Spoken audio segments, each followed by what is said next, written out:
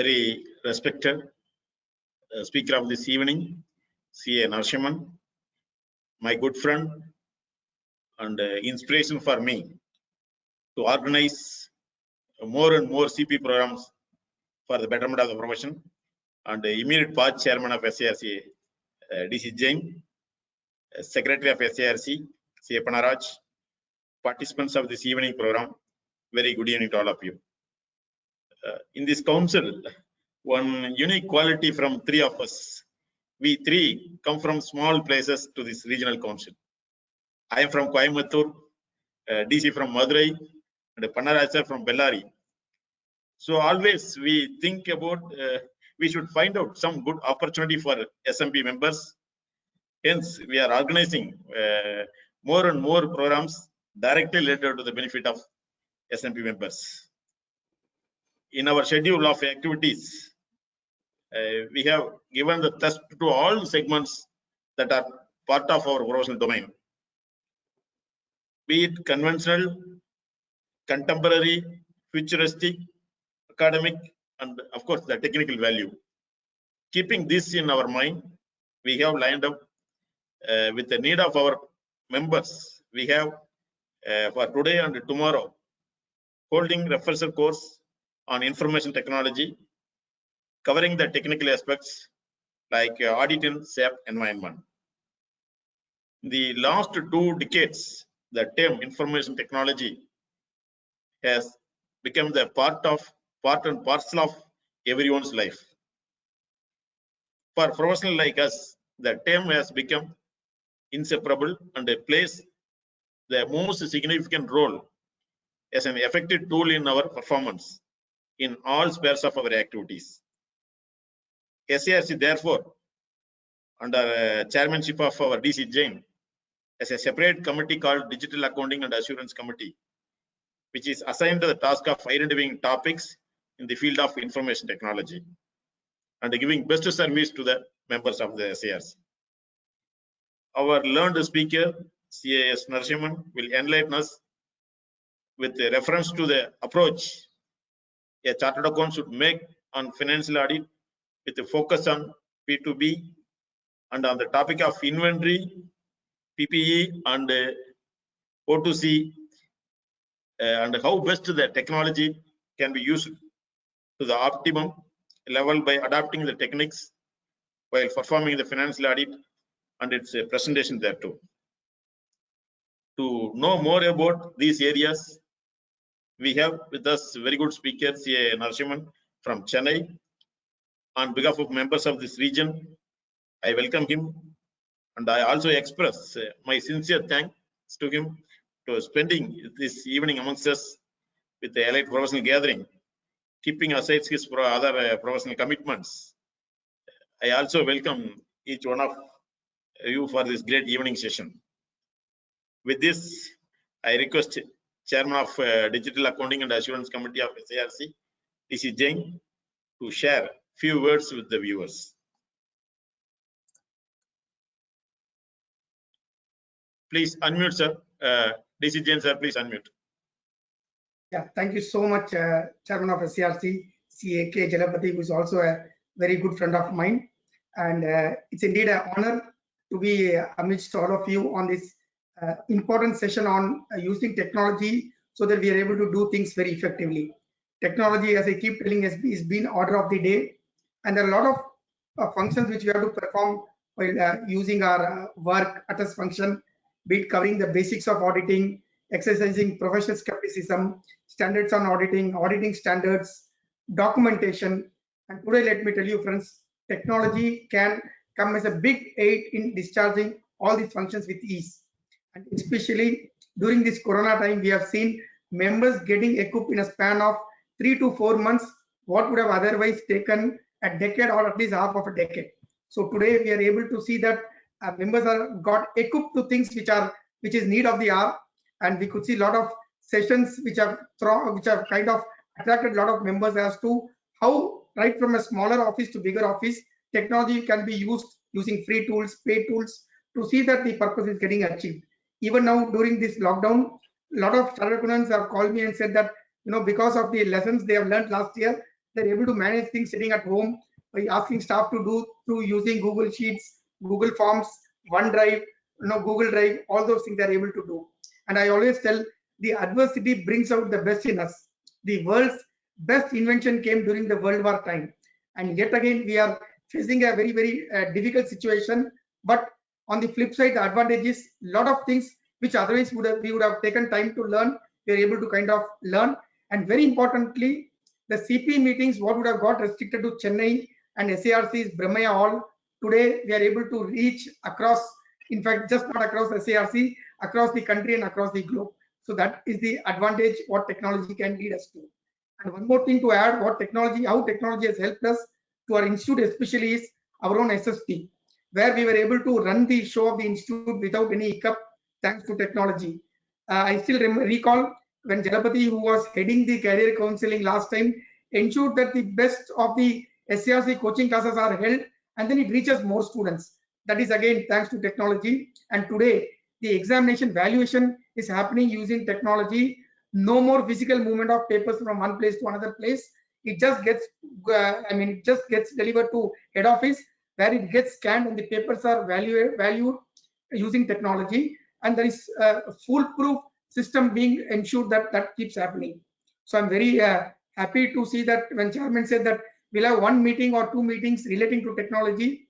In fact, the topics were suggested by himself that DC, why don't we have it on SAP and relating to AI and blockchain. So it is happy to see that the Chairman is also keeping abreast of what is happening around. And I would like to only conclude before I sign off, telling that the technology won't replace chartered accountants. Technology won't replace chartered accountants, but chartered accountants who use technology will replace those chartered accountants who cannot. So it is very important that we use technology in all ways so that we are able to deliver things on time and also use our time to see that we are able to do more value addition for the clients. So wish you all a very, very happy learning, and we are confident and assuring you that in every month we'll have 1 or 2 sessions, the best in terms of technology for the benefit of the members and all stakeholders. Thank you. Thank you. Thank you. Thank you. Yes, sir. Thank you, DC Jain. Maybe digital sunshine. In the council we used to call digital sunshine. So thank you so much for your opening remarks and the setting tone for this evening program. With this, I request Panaraj sir to introduce formally introduce the speaker of this evening. Thank you very much, Chairman, and thank you very much for setting the tone to both of you. Chairman stressed upon the SMPs. That's the most backbone of the total profession. So reaching out to the SMPs and equipping them, number one. And technology cannot be replaced by members cannot be replaced by the technology. This is also a very good take-home message. Those who have technology and don't have technology, that is the only comparison. So those who do not have technology may fall behind. So these are the two very good messages to the members and delegates. And already there are 250 around members are there. And we wish more and more people join in the days to come for these programs of this type refresher course. I take now the privilege of introducing the erudite speaker for the day, Narasimhan sir. He has started his articleship in '88 and joined after completing BCom from Laila College, Chennai, and a fellow member of ICAI, certified internal auditor, certified information system auditor, and also certified ethical hacker. And handled various client engagements in statutory, internal audits, information technology audits, ERP conducting, etc., ERP consulting, etc., including large CPSUs, the Maharashtra companies, large groups in India, and MNCs. He was introduced to SAP in 1998 with a client group going live, and his passion to master SAP started then. He has handled many pre-implementation studies, post-implementation reviews, application controls reviews of SAP, Oracle, EBS, SOD reviews, program management of SAP implementation, data migration reviews, and played role of solution architect in implementing SAP strategy management. He has traveled widely for performing client engagements to GCC countries, Africa, Australia, UK, and USA. He has done training programs for SAP IT audit for a large US headquartered corporate IT teams also. He has been part of the following committees of ICAI also: Research Committee, Expert Advisory Committee, and Accounting Standard Board. So I take the privilege of introducing you, and over to you, sir, being a tech savvy chartered accountant. Most of your qualifications are only around technology. Thank you for this, and over to you, sir. Thank you all. It's my pleasure to be part of this session. And may I request can we just run a small poll to get the understanding from the audience? What is the level of understanding of SAP from them, so that my session for next 3 hours can be tuned accordingly? Can we run the poll now? Yes, sir. We'll run up the poll and we'll give 30 or 40 seconds for each question and we'll show the answer right away. Sir. Okay. Yeah. I'll just run the poll.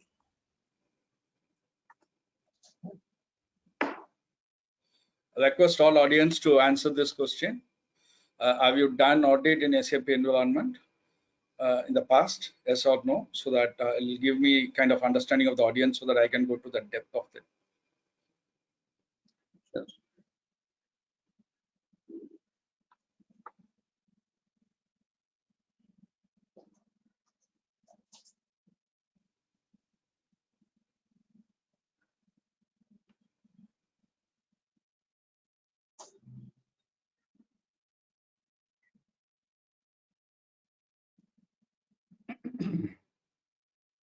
So we'll close now, sir. I'll just share the result.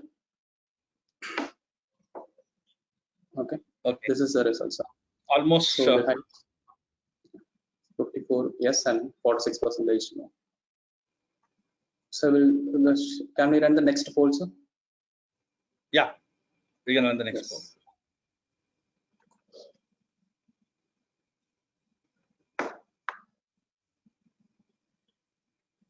Have you accessed SAP by yourself by just navigating on it? Because there are people who could have, you might have staff who will be doing it, but not yourself. So I'd like to know whether, what is the level of understanding of the screens and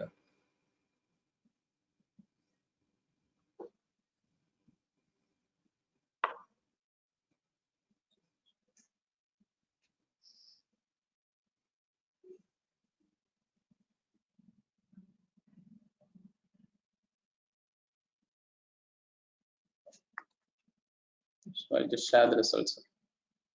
So these are the results. Good. Okay, next we'll go to the third question, sir. Yeah.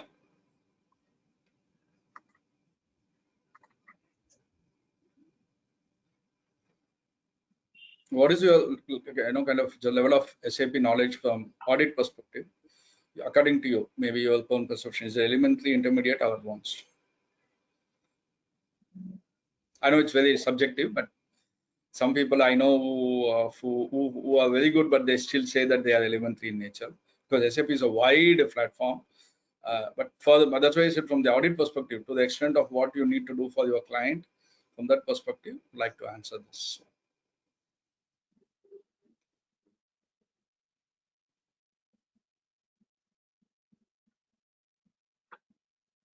The first one, sir. I'll just try to share the result. Yeah. This is the result, sir. 60% is on elementary. Okay. We'll go for the fourth one.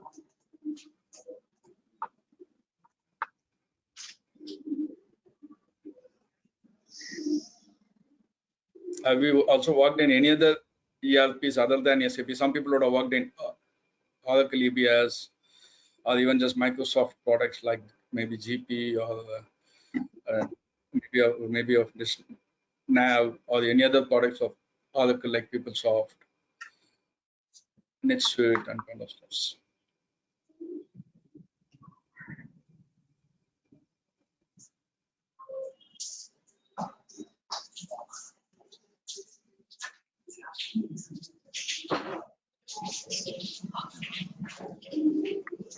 We'll close this one, share the result. Okay, this is good. 65 to 30, 65 to 35. Fine, great. Thank you so much for the poll answering, and I'd like now to start the session. Can we? Yes, you can start sharing the screen, sir. Yeah.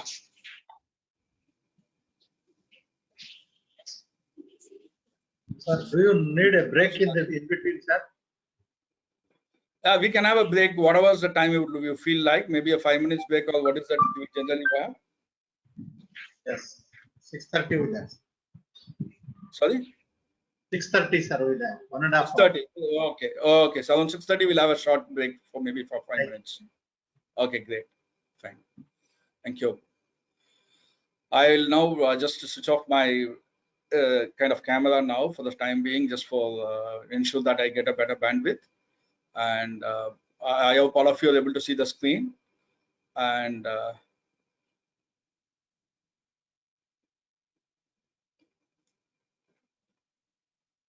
it's a great opportunity for me just to, because after a pretty long time, I'm actually talking in SARC, and it used to be only on auditing standards in the past. I think only once I've spoken on the IT audit side.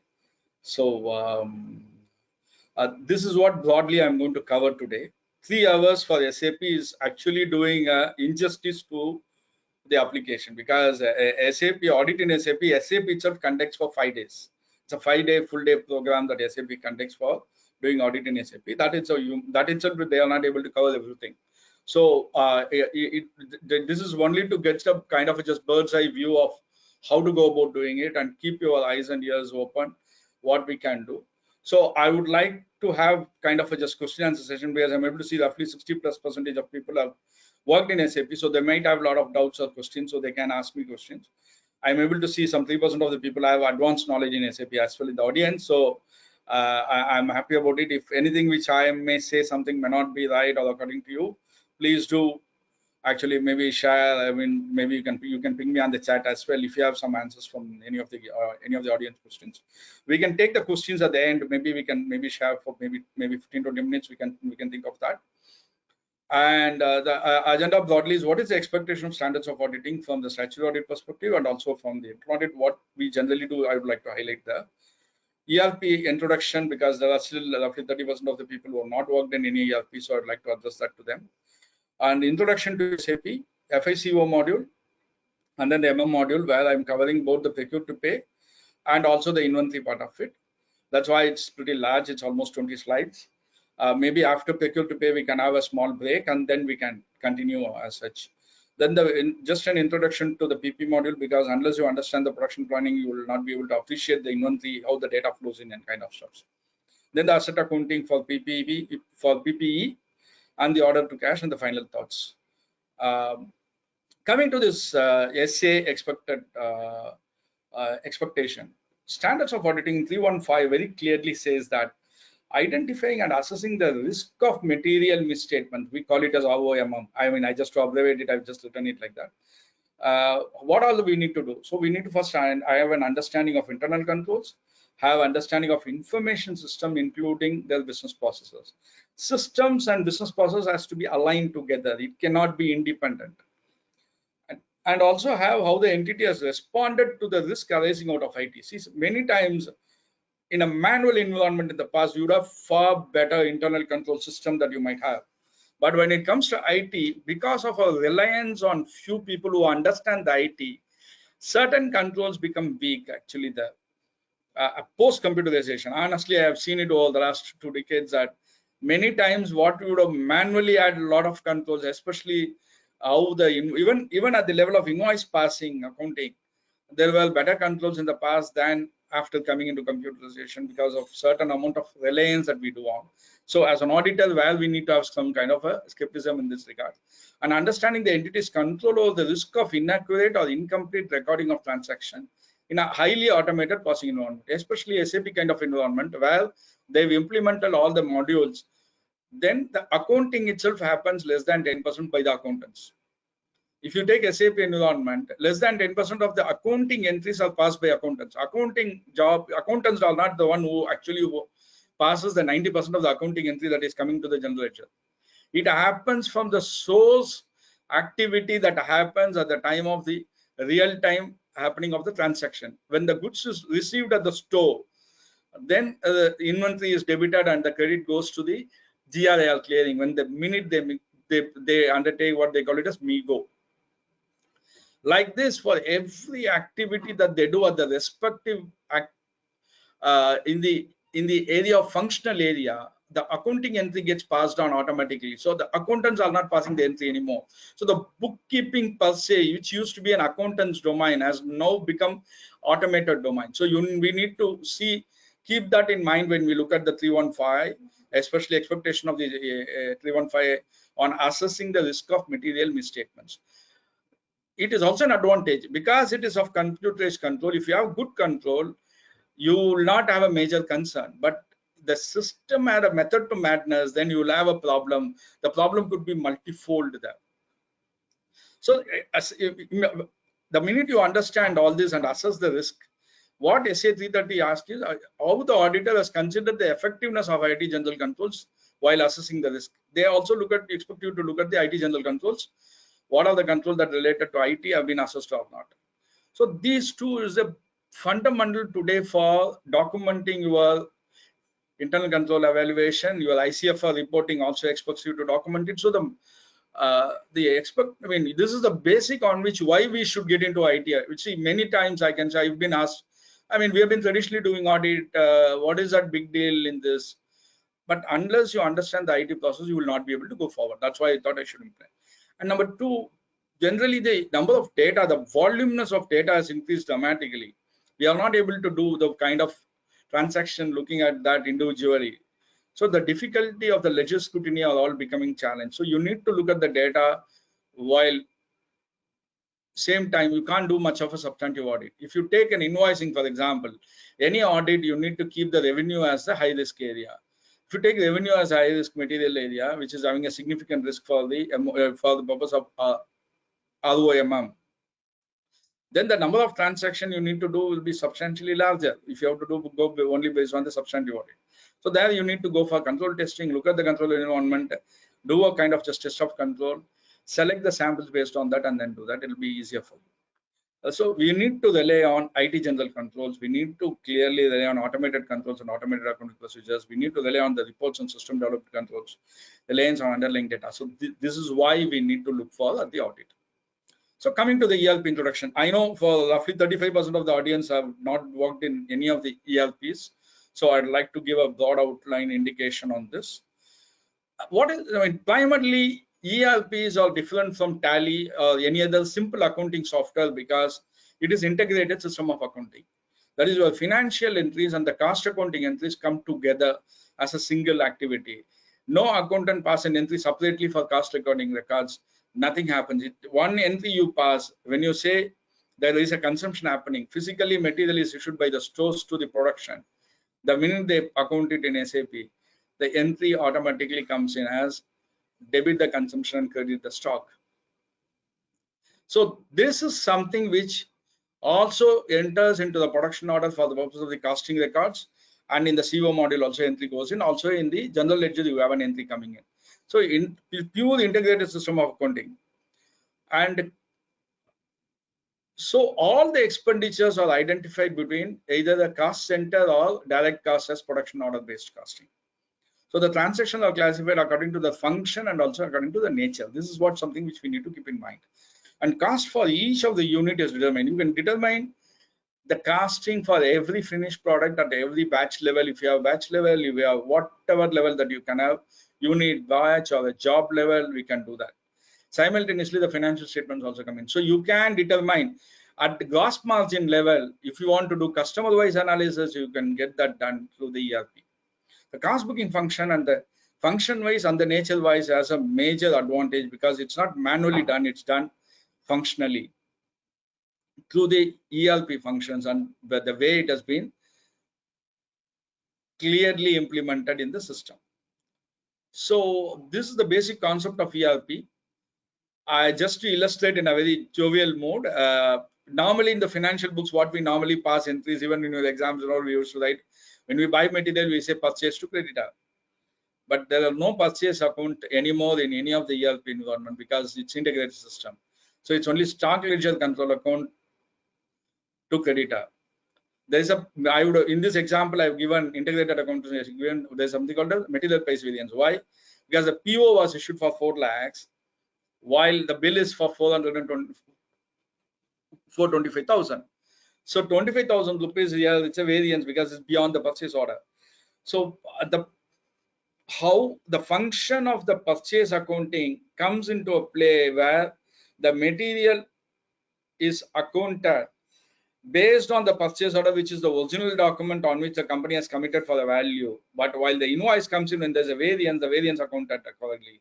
So you can, as an auditor, you have much better visibility now of what is committed and what is being spent.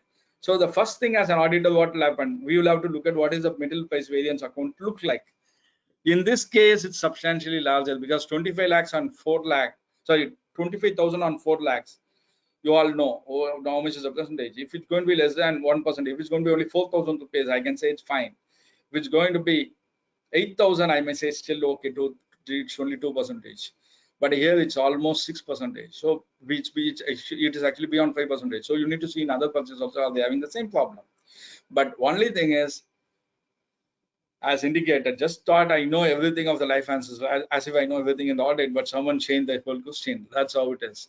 So you need to look for what entries come from what activity that we do. That is what is the specialization of ERP.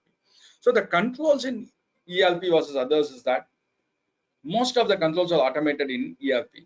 So you need to understand the control environment before we start the audit. Different types of controls in SAP are primarily inherent controls, embedded calculations, and the configurable controls and access controls. I would like to explain one by one here. Inherent controls, we all know debit and credit should match each other. You mean I can't have 1,000 rupee debit and another in the entry itself, another amount for the credit cannot be 800. I need to put something, some other item as credit for another 200 rupees, otherwise it won't allow me to pass the entry. So this is actually fun. This is what we call as inherent, that is existing already. Certain amount of checks in terms of the validation checks. In the amount field, I can't put an alphanumeric number. I can't put 10,000 A. I have to put 10,000 only. So those are called as data validation checks. Embedded calculations are depreciation calculation, discount calculation, tax calculation. It can be any. These are all embedded in the system as a program. So the minute you put a tax code, it determines the tax, how much to be.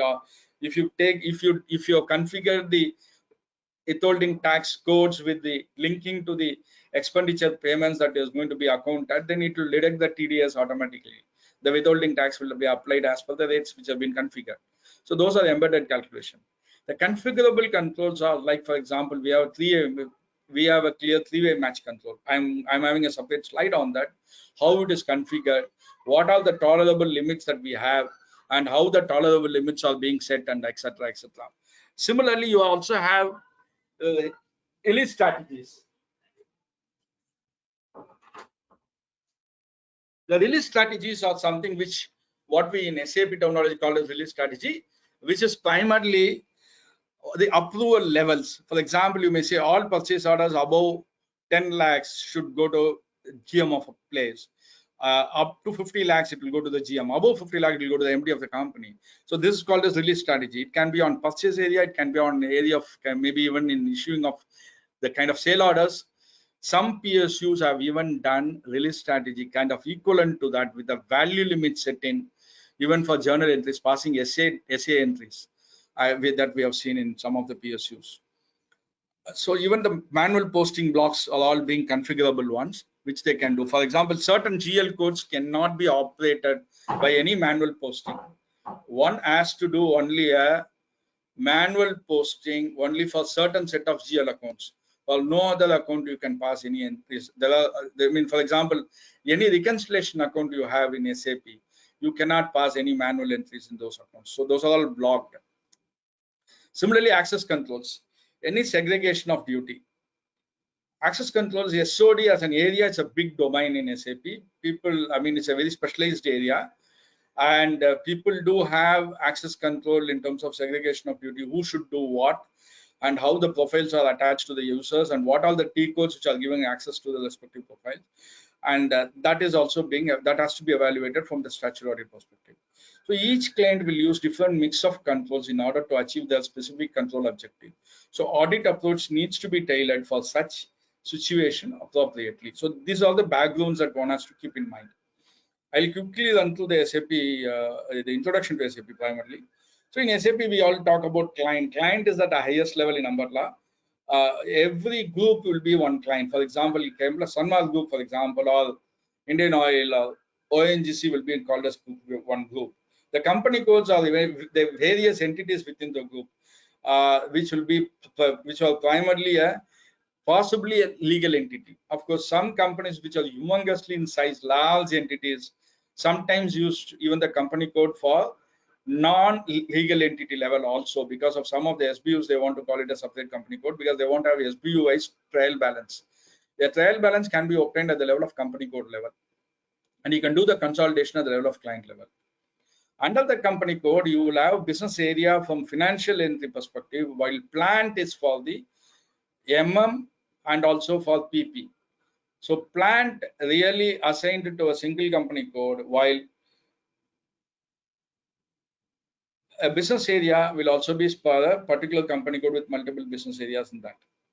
Purchasing organization comes at the next level, where you can actually, it will be almost aligned to company code or sometimes below the company code. It can be either way, you can be configured. So in some companies, they keep the company, they keep the purchasing organization below the company code. In some groups, they would like to keep the purchasing organization for all chemicals together. For example, they might have 3 companies under the chemicals, but with regard to purchasing organization, they may call everything as only called as chemical. All engineering companies as engineering purchases, like that. And once implemented, these structures are very, very important in the beginning. Storage location, you can add it even at a later point of time in a plant. For example, in an existing plant, you would have had 10 storage location beginning. You can add 2 more storage location because it is down in the hierarchy, but at the higher levels, you cannot change easily. It is as good as doing re-implementation. So very difficult to change the SAP organization after implementation. So what is functionality and the security, what has been kept at each of the levels is important for you to define. New GL is a functionality in SAP which will have multiple reportings, which we can get, especially when you have IFRS reporting also going along with the Indian ICAI reporting. Then you can have the new GL functionality implemented. And I think broadly I've covered here in the slide. What are the various modules which are there? Probably some of you might know, some of you may not know, so I thought I should touch upon here.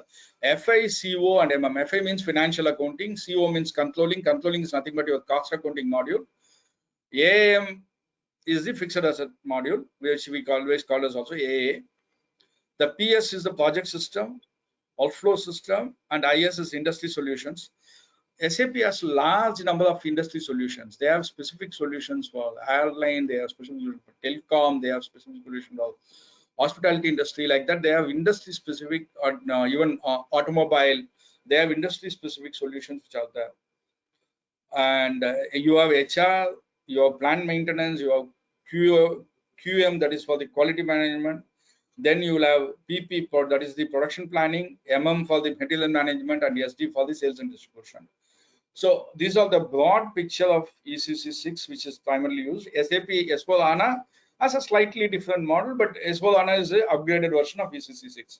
I don't want to give a product history completely, how it was earlier in 4.6, and then now it become ECC, ECC5, 6, and all. I don't want to give here because we are not going to sell the product here. I want you to, whichever is the function, whichever is the SAP product that they are using, most of the things that we are covering today will be almost common.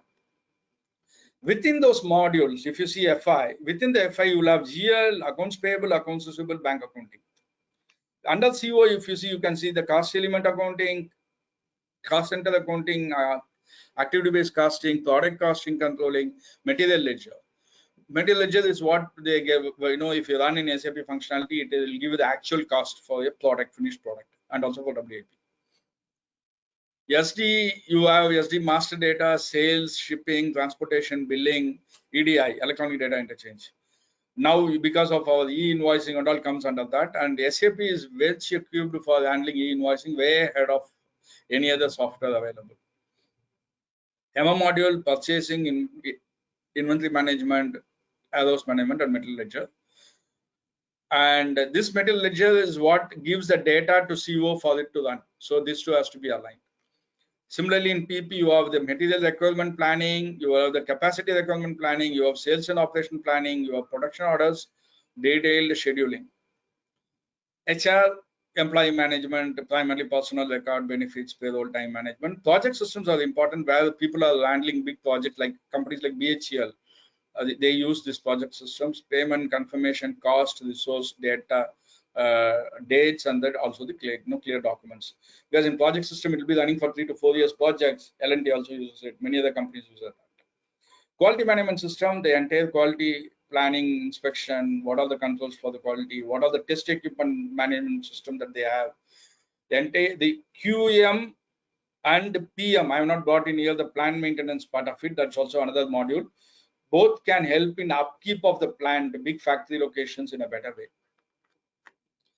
Linking business processes to SAP functionality.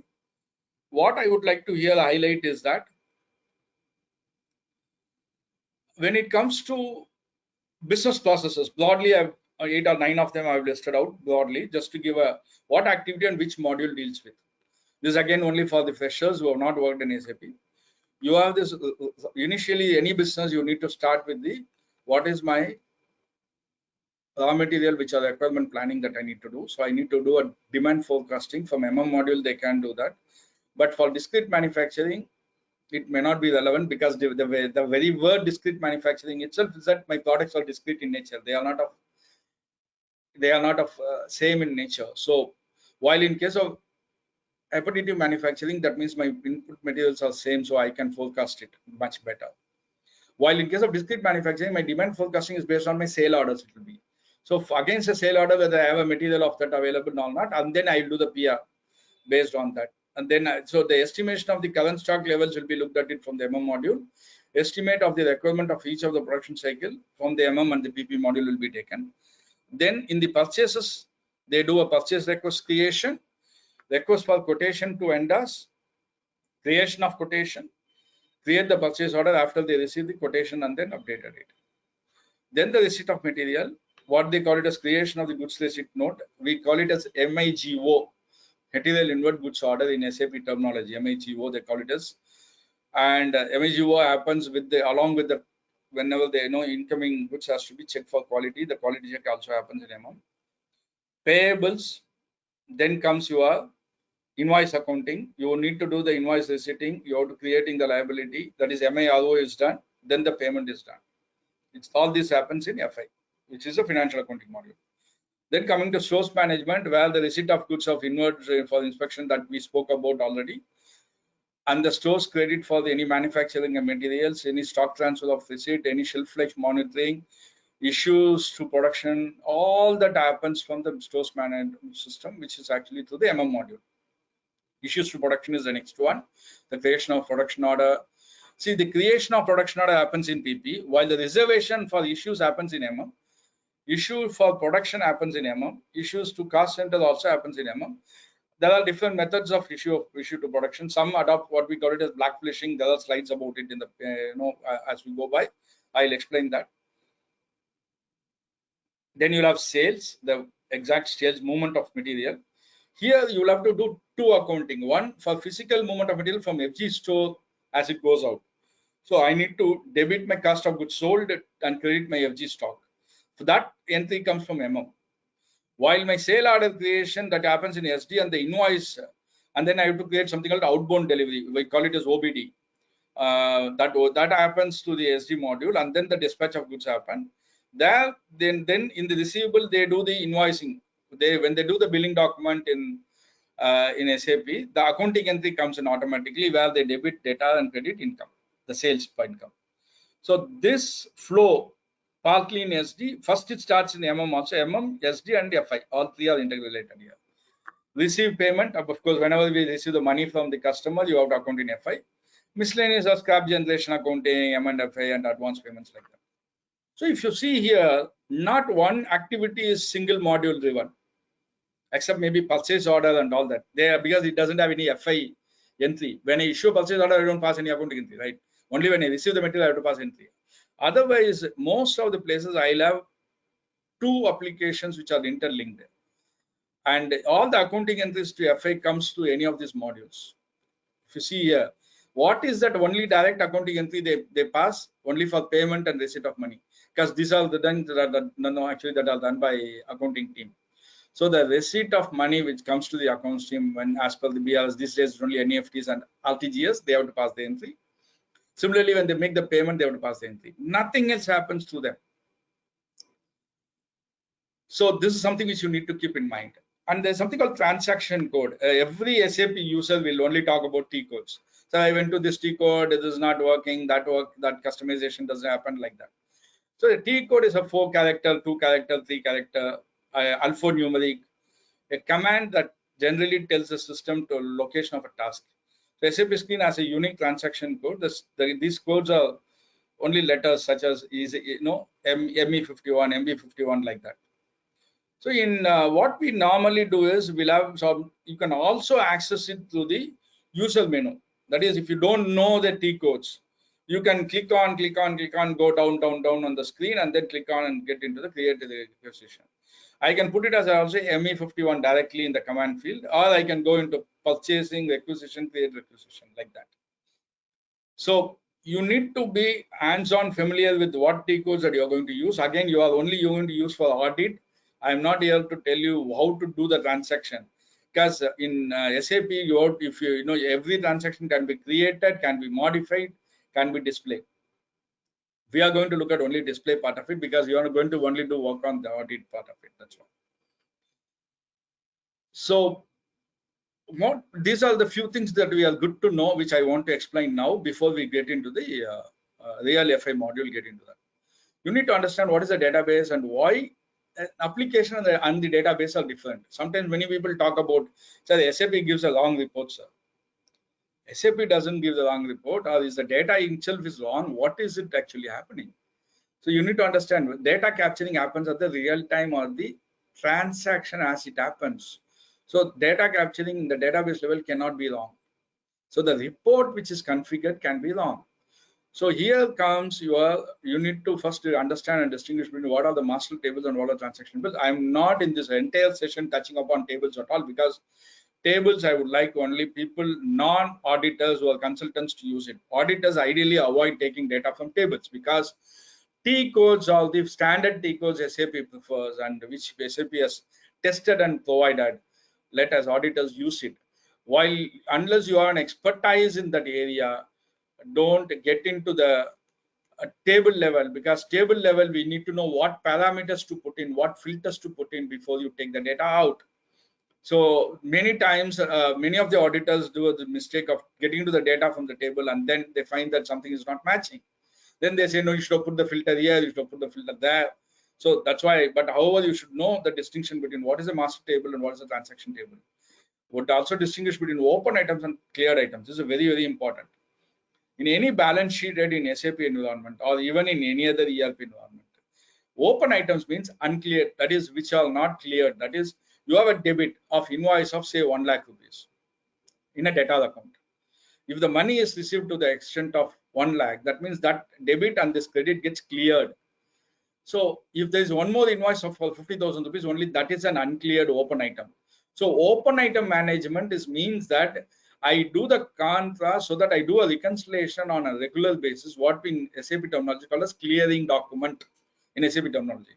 I need to put the clearing document to ensure that my transactions are cleared and upkept on a periodic basis. The main function of the accountants today in SAP environment is not to do the bookkeeping, as I was telling you earlier. 90% of transaction happens with those in transaction.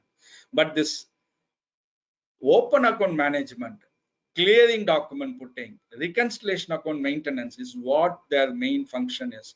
So they are taking a policing role than taking a normal line function role. The clearing of that has to be done by them. As auditors, you are supposed to see whether only open items which are there are genuinely open items, and it is not something which is of humongous in nature. And also I want to tell you, in case of data, for example, if you are not managing the open items properly, your aging will be incorrect. If your aging is incorrect, then you will not be able to determine the provisioning requirement. Even under Ind AS, if you have to do impairment for the purpose of ECL, your entire data will be wrong. If you are going to go by the IGAP, where it is not based on the expected credit loss, but based on incurred loss model, if you have a accounting policy of over 1 year fully provide, you can't determine what are the invoices which are over 1 year, because some part of over 1 year invoice could have been paid sometime much later, but they wouldn't have cleared it. So clearing the documents by clearing document and ensuring that the open item management is properly maintained is something which you need to understand as an auditor. Special GL indicator, this is a very, very important one. Creditors and debtors both will have the special GL indicator. Creditors, especially when you make the payment for advance against a purchase order to any of your suppliers, it should be part of your as a debit balance in your vendor account. But while you do the grouping for financials, it has to go as advance to suppliers in your balance sheet side, asset side. Otherwise, in your just trade payable will be netted off. So it has to be grossed up, right? SAP has a general functionality called as the special GL indicator mapped to a GL reconciliation account called advance to suppliers. Even though when I take a vendor balance today, it will show my advance and my bills outstanding together. When I take the balance sheet, my gross credits will go into separate account as under the trade payable, and my debits will go into the advance to supplier. So this is something which you need to give. I know this kind of special GL indicators have various indicators. Maybe some may be as per the advance against PO, some could be on account payments. Similarly, some could be advance received from customers, like that. Even employee advances can have a separate GL. So how you want to map, again, the quality of upkeep of the balance sheet is rest on the how effectively the special GL indicators are used and how well it is being reconciled and kept.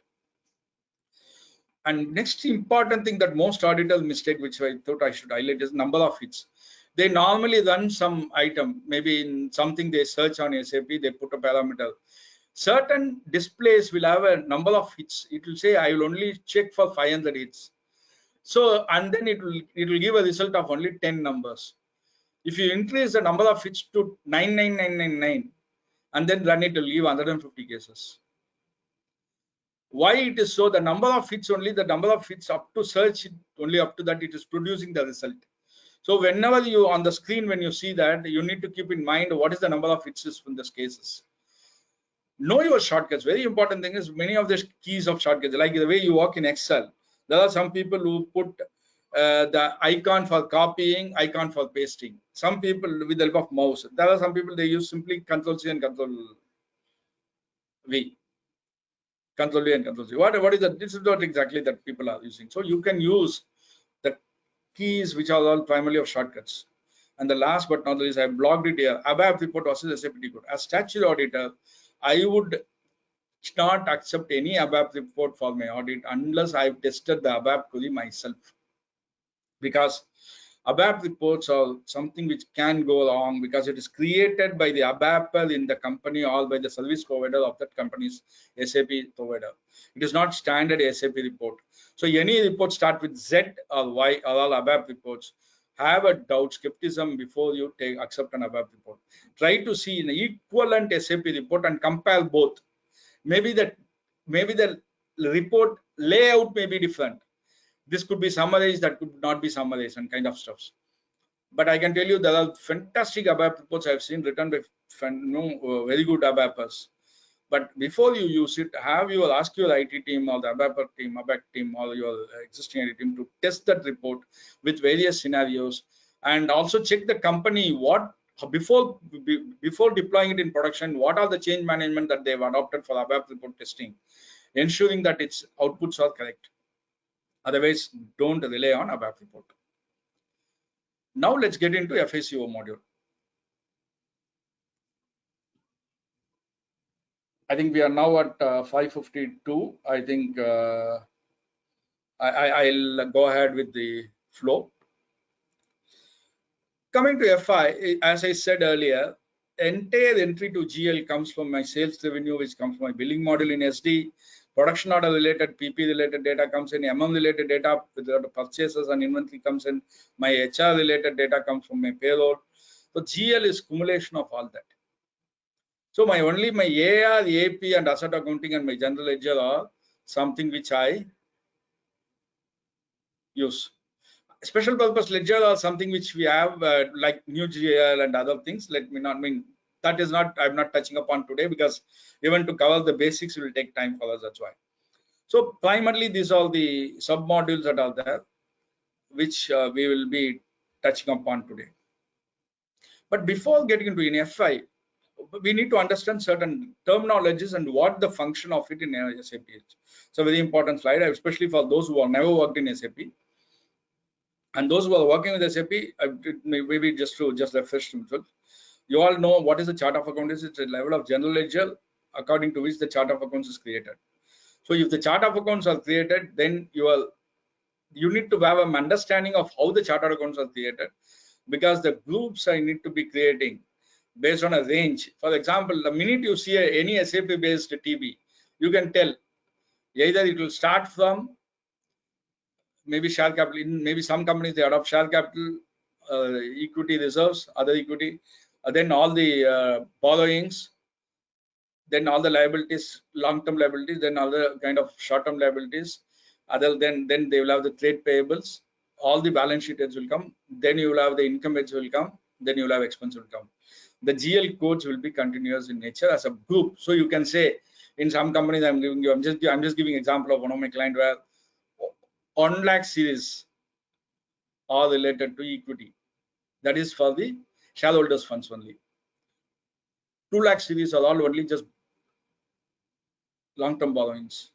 All the 3 lakh series are of short-term borrowings. All the 4 lakh series of other deposits and all. All the entire 5 lakh series is for my payables part of it.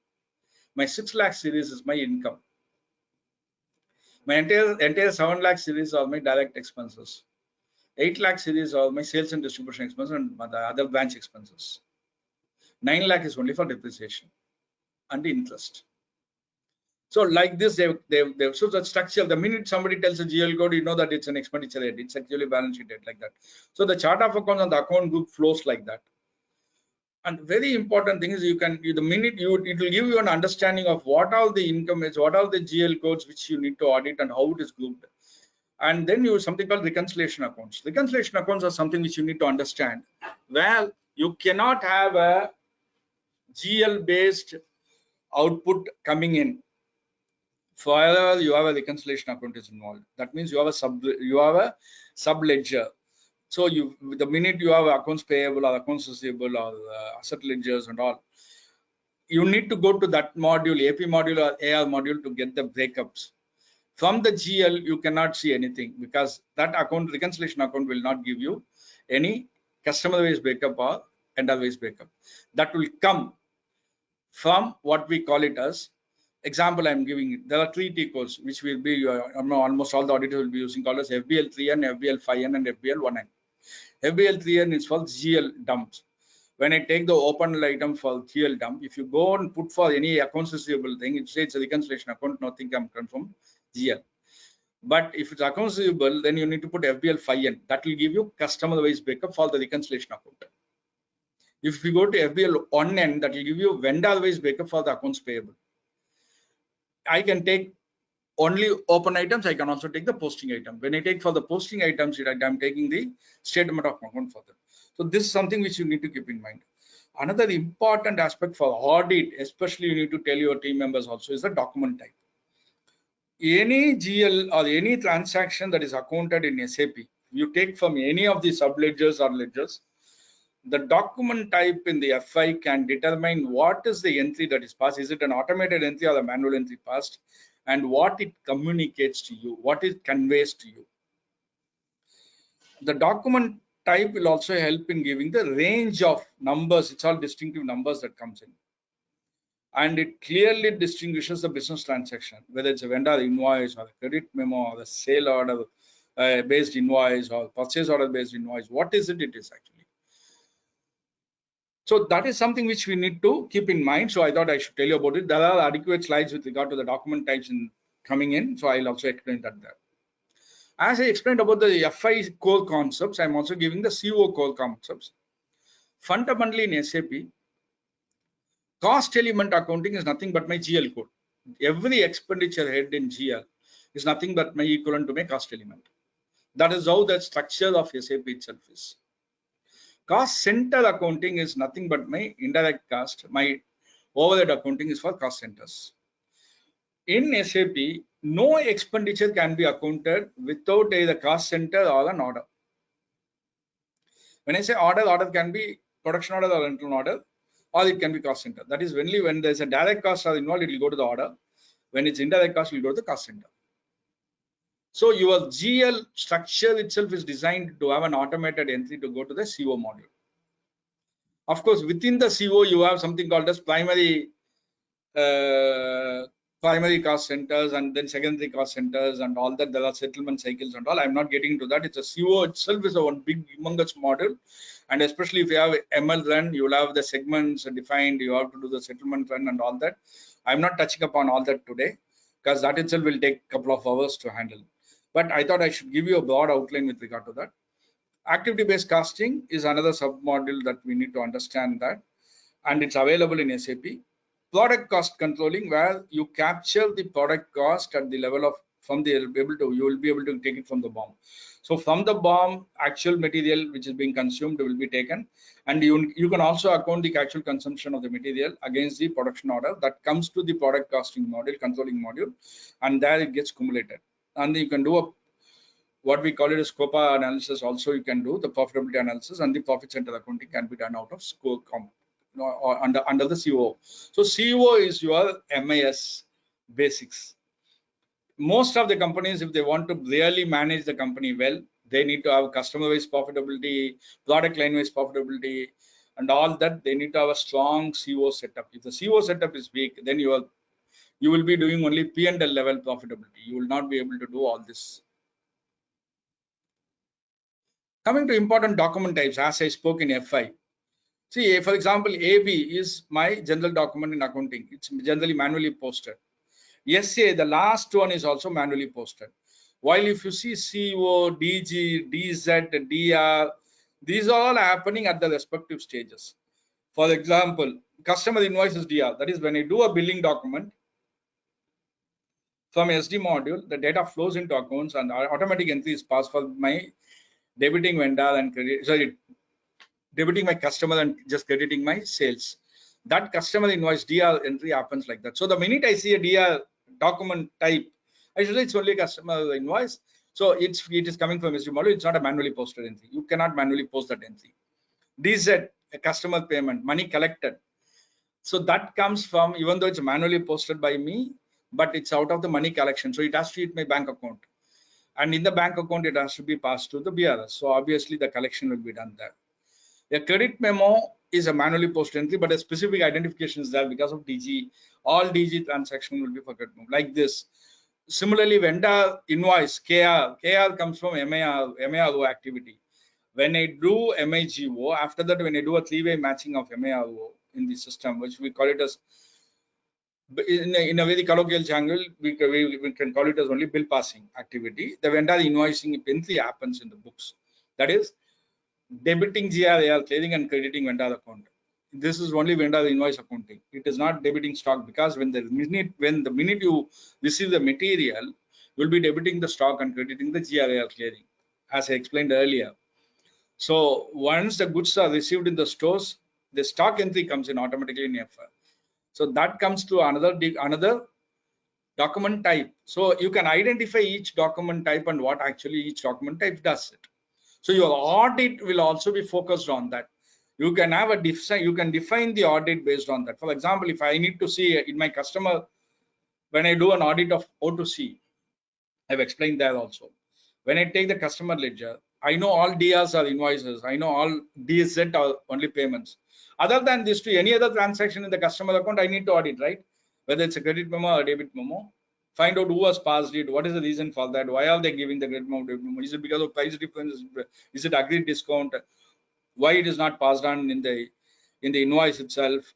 What is the impact of GST on that? All that you can question. So you can identify there may be a humongous amount of entries in the customer account if you run the FBL 5N. But if you exclude DZ and DR out of it and see, the transaction will be limited, and you can go by the document type and do the audit. That's why I said you need to understand the document types before when you define the audit. Similarly, posting key. Posting key determines whether it's a debit or a credit. Simply to say. So even though now in SAP you can generate debit credit, you can easily identify, but many times people will not understand that as negative. And there can be amount appearing as negative, but they may not know whether it's a credit or debit. So the posting key understanding will help you to understand that. For every document type, account type, will know what is the posting key, and the entry layout screen will also be determining based on that. Now I'm going to tell about a couple of items that happens in the document accounting. What happens is something called hold document. In SAP, there's something called hold document, where certain documents can be posted, but can be created, but will be kept on hold. These are all normally should not be practiced, especially old documents should not be practiced at all, in my opinion. But the next one is a parking document. Parking document is for, it is created parked for somebody's approval, or maybe for somebody to maybe to review, or somebody to act on that and then look at it. The challenges in park document is that they are not posted as of now, so no impact is coming to the accounting entry. So before you do the closure at the end of the month or end of the period, audit period, end of the quarter or end of the year, please visit your parking document to see whether any important high value entries are there, whether any entry accounting to be done of that, or there cannot be any parking document and you cannot do account closing there.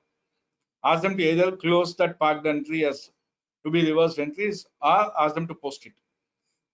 This is something which one has to ensure. And similarly, clearing documents. As I told earlier, one should have all open item management has to happen through the proper clearing activity. If they don't do that, then the balance sheet will not have proper schedules for your accounts. Manually, if anybody creating schedules in SAP environment, is a crime. And accountants is generating job for themselves by doing that. Ideal is not to create the schedules at that point of time. They should do the open item management clearing on a daily basis or on a weekly basis, so that at the end of the month or end of the quarter you will have proper open item available. Some of the basic transactions of T codes which I am explaining here. See, again, between S4 HANA and here there are differences, because S4 HANA has actually simplified many of the things. Just for a couple of people to get an understanding, S4 HANA is the advanced version of SAP, which is now latest version, where technologically they've changed the way the database is being structured. So even the tables they've simplified. Earlier, for example, in FI there were some 8 to 10 tables are there, which are all been clubbed together as a single table called as SCDODA. So there is one single table. I don't want to give the name and all that. So there's one single table that is there. That table they are using it now. So, and it's called as the entire technology of S4HANA is that it's called as in-memory technology. So you will have to have a huge RAM capacity in your server to handle that, but it will be pretty fast. The data accessibility is fast. Functionally, they've maintained almost similar functionality, but improvements have been done in that. So my entire session, I've touched upon a couple of places S4HANA T codes as well. For example, here if you see the customer balance, display balance, similarly even GL account balance. FS10N is as per the existing SAP. S4HANA will have FAGL B03 is the number. This is the T code. Any GL account display, line account display for auditor, this FBL3N, FBL1N, and FBL5N are the three bread and butter for you. If these three are there, I mean, honestly, whichever audit I do in SAP, I said if the team doesn't have this, they have not done the audit. I can put it that way.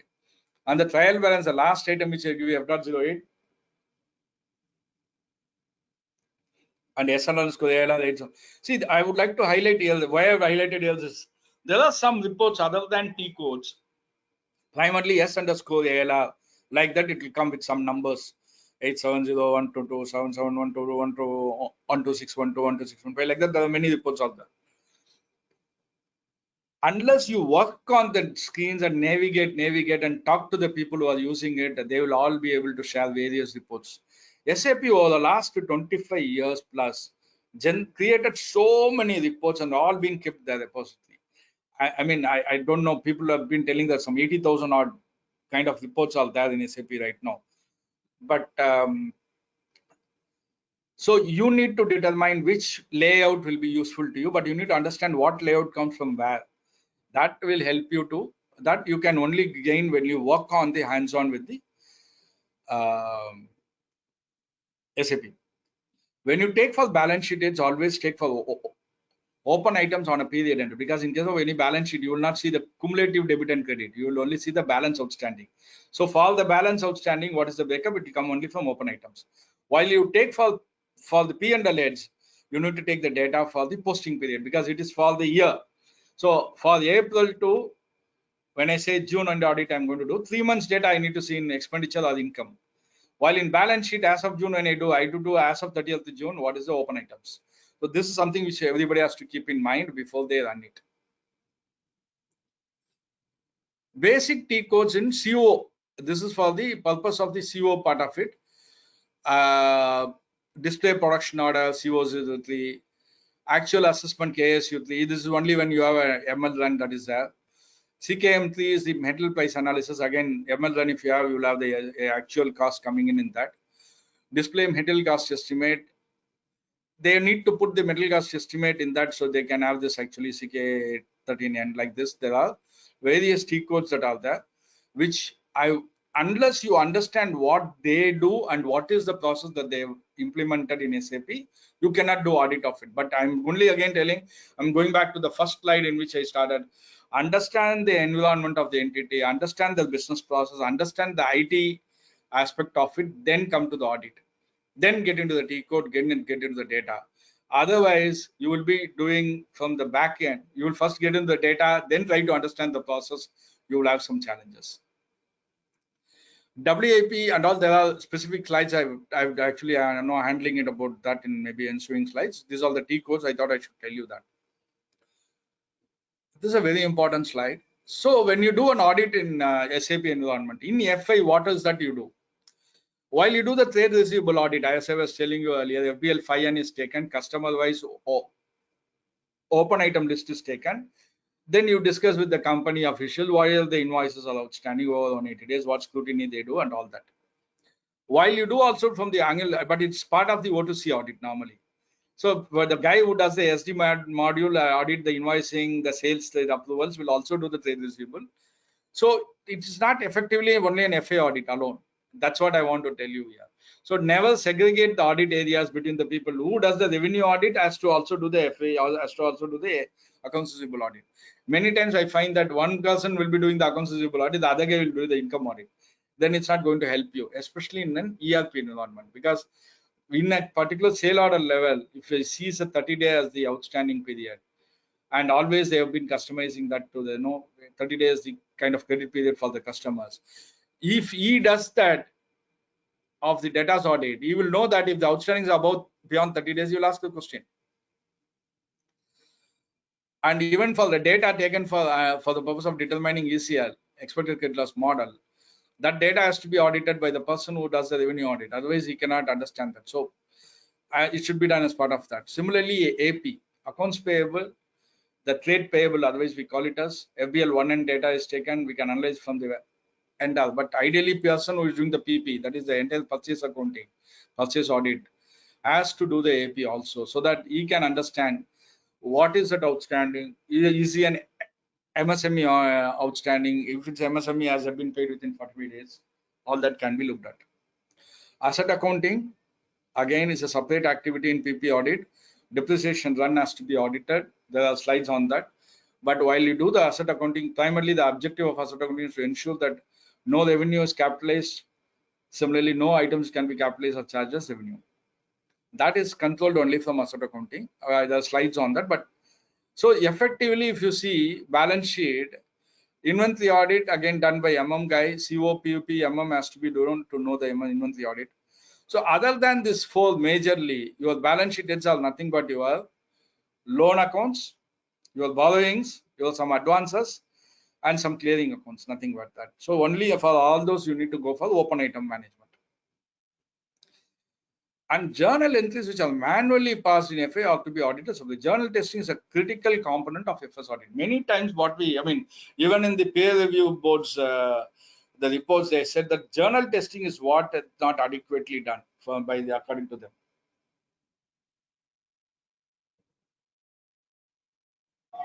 People have to understand what are the journals passed by the accountants, which are all recurring journal, which are all non-recurring journal, which accounts will be impacted because of journal. Because as I said earlier, manual posting block accounts are there. Those accounts you need not even look for any journal entries because those accounts will not permit you to pass the entries. It is at the level of configuration.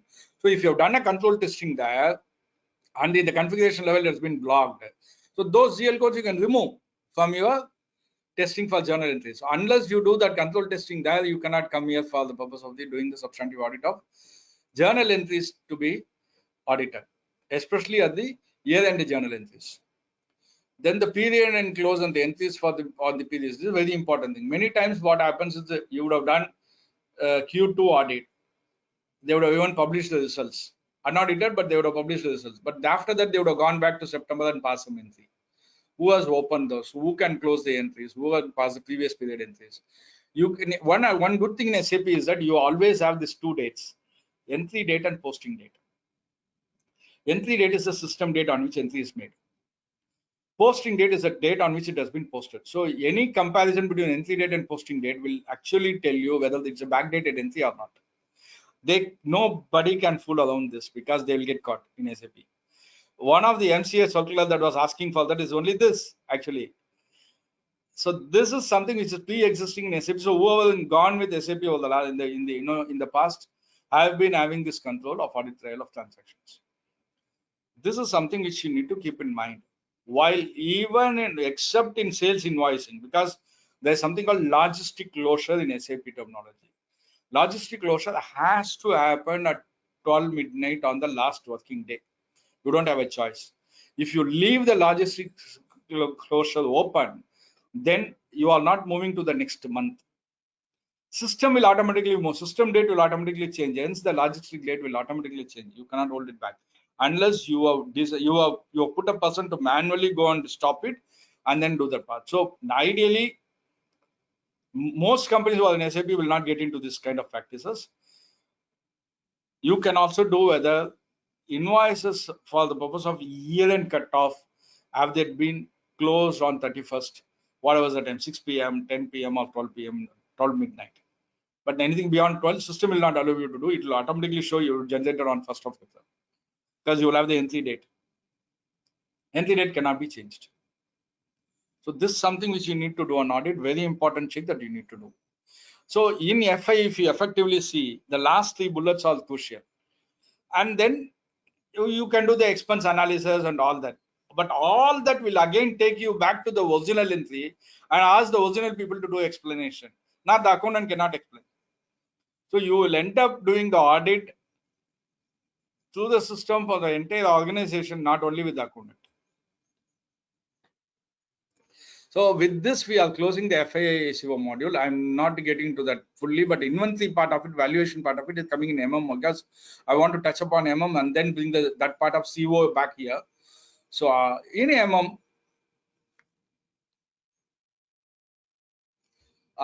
we are having external procurement processing and internal procurement production. External procurement, you know that it's a purchase of materials, that is invoice receipt, invoice verification, and accounting. So you need to have the PR, PO process that's coming in the next slide, and you will have the goods receipt, then the goods issue, transfer posting, then you will have the consumption of sale, or the sale either way. If it's going to be only a trading company, then they will only have the goods receipt and only sale. If it's going to be a production-based company, it will have the consumption. Then the finished goods will come back to stores as a new item. Then they will sell it.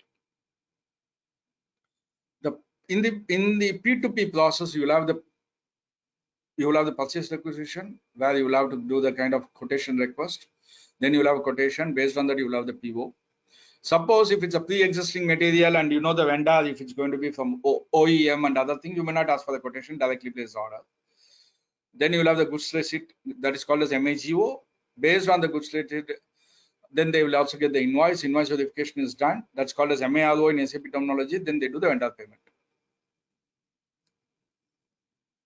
See here, I'm trying to give a linking the accounting entries to business activity in SAP, especially from perspective. When they generate a purchase requisition, no accounting entry comes in. We all know about it. Making inquiries or PO, they are issuing the PO or releasing the PO. When I say release of the PO, that is the release strategy, approval of the PO has happened. Up to this stage, no accounting entry comes in. The goods are received in the stores. As soon as goods are received, you have to debit the inventory and credit the GRAR account. Invoice verification and quality assurance. It's again, now at this stage, you will have to debit the GRAR clearing and credit vendor. Here, I would like to explain the GRAR clearing is nothing but your goods received for which invoice not received. That's it. So it's only creation of provision that you make for the goods receipt based on the purchase order rates, and based on the same, the minute you get the invoice, when you account the invoice, MARO stage, that this entry gets passed. That is, you debit the GRAR clearing and credit the vendor. So effectively, your GRAR clearing account balance, if you go to the open item management, it should be nothing but goods received for which invoices not yet accounted. Simple. So it cannot be beyond 15 days also maximum data. But if you see many companies, the GRAR clearing will be of humongous in nature, because two reasons. One, open item management will be weak, or two, they don't chase for the invoice accounting, and invoice accounting has backlog. So you can look at the efficiency of the organization by looking at the GRAR clearing account. If the GRAR clearing account is kept well, that means the organization is running well. Simply, I can say. I can tell you, companies like Indian Oil, if the GRAR clearing account has any outstanding beyond 30 days, the auditee has to fly to Delhi to explain to Director of Finance why it has been so, and that cost, it is his own cost. That's a kind of control that they used to have. I've done it. I've done the audit there long back. That's a kind of control that they used to have. They don't allow any GRAR pending beyond 30 days. But I know companies where you have 6 months, 15 days, and all. I mean, beyond 2-3 months are also there. Payment made to vendors. Vendor account is debited, and they do the bank clearing account. Why bank clearing account is that you will have bank itself will have 3 accounts. Normally in SAP environment, it's not like Tally, where you will have one bank account. In accounts in SAP environment, you will have incoming bank account, you will have outgoing account, you will also have the control account. That is, for you to do an automated reconciliation, all the credits in your bank statement, which are your receipts, will be an incoming here. All the debits here will be an outgoing payments there. And any cash contracts that are coming in will come in the contract. So for every bank account, you will have 3 GL codes in SAP. But it is for the purpose of ease of handling the clearance. That's why it's called as bank clearing. Goods issued for consumption. You know that it's for the RM consumption to the RM material inventory account, because I have to account the consumption as a just debit to the P&L. Of course, it's not very simple in many of the companies, especially in engineering companies and all. You will have SFG being produced, because you will have semi-finished component coming in. Then that SFG will be part of my WIP, because it's part of my accretion decretion. So you need to have multiple layers of entries that are coming in. You need to understand that what is that layer of entries and what triggers that activity, and what is that triggering transaction that happens in the stores that is coming to them. All these are automated entries. None of them are manually posted entries. So you need to understand what triggers that, and then go and do an audit of it. Don't do an audit of it without understanding the basic transaction. Production receipt. After the production is done, the production has to give the delivery of the product to the stores, and they do what they call the STECO completion and order completion. That time, the FG inventory is debited and they credit to the change in stock. Why? It's accretion in stock. That's why they have separate GL code. And this again an automated entry.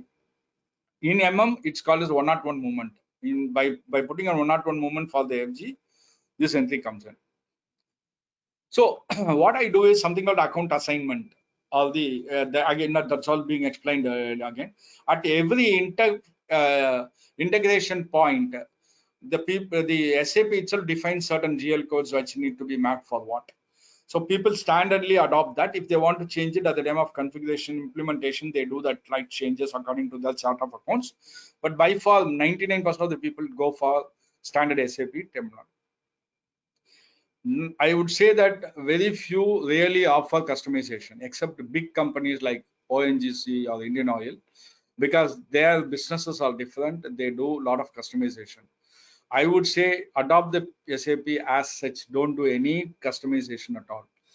You can do a lot of configuration level changes, but don't do anything as a customization as a new ABAP programs and kind of stuff. Ideally avoidable. Then the sale order is created, there are no entries. You have the PGI, that is the goods are being available for dispatch issue.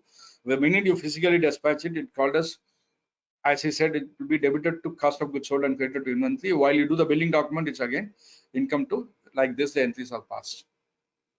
Some of the basic T codes are being given here for purchase audit.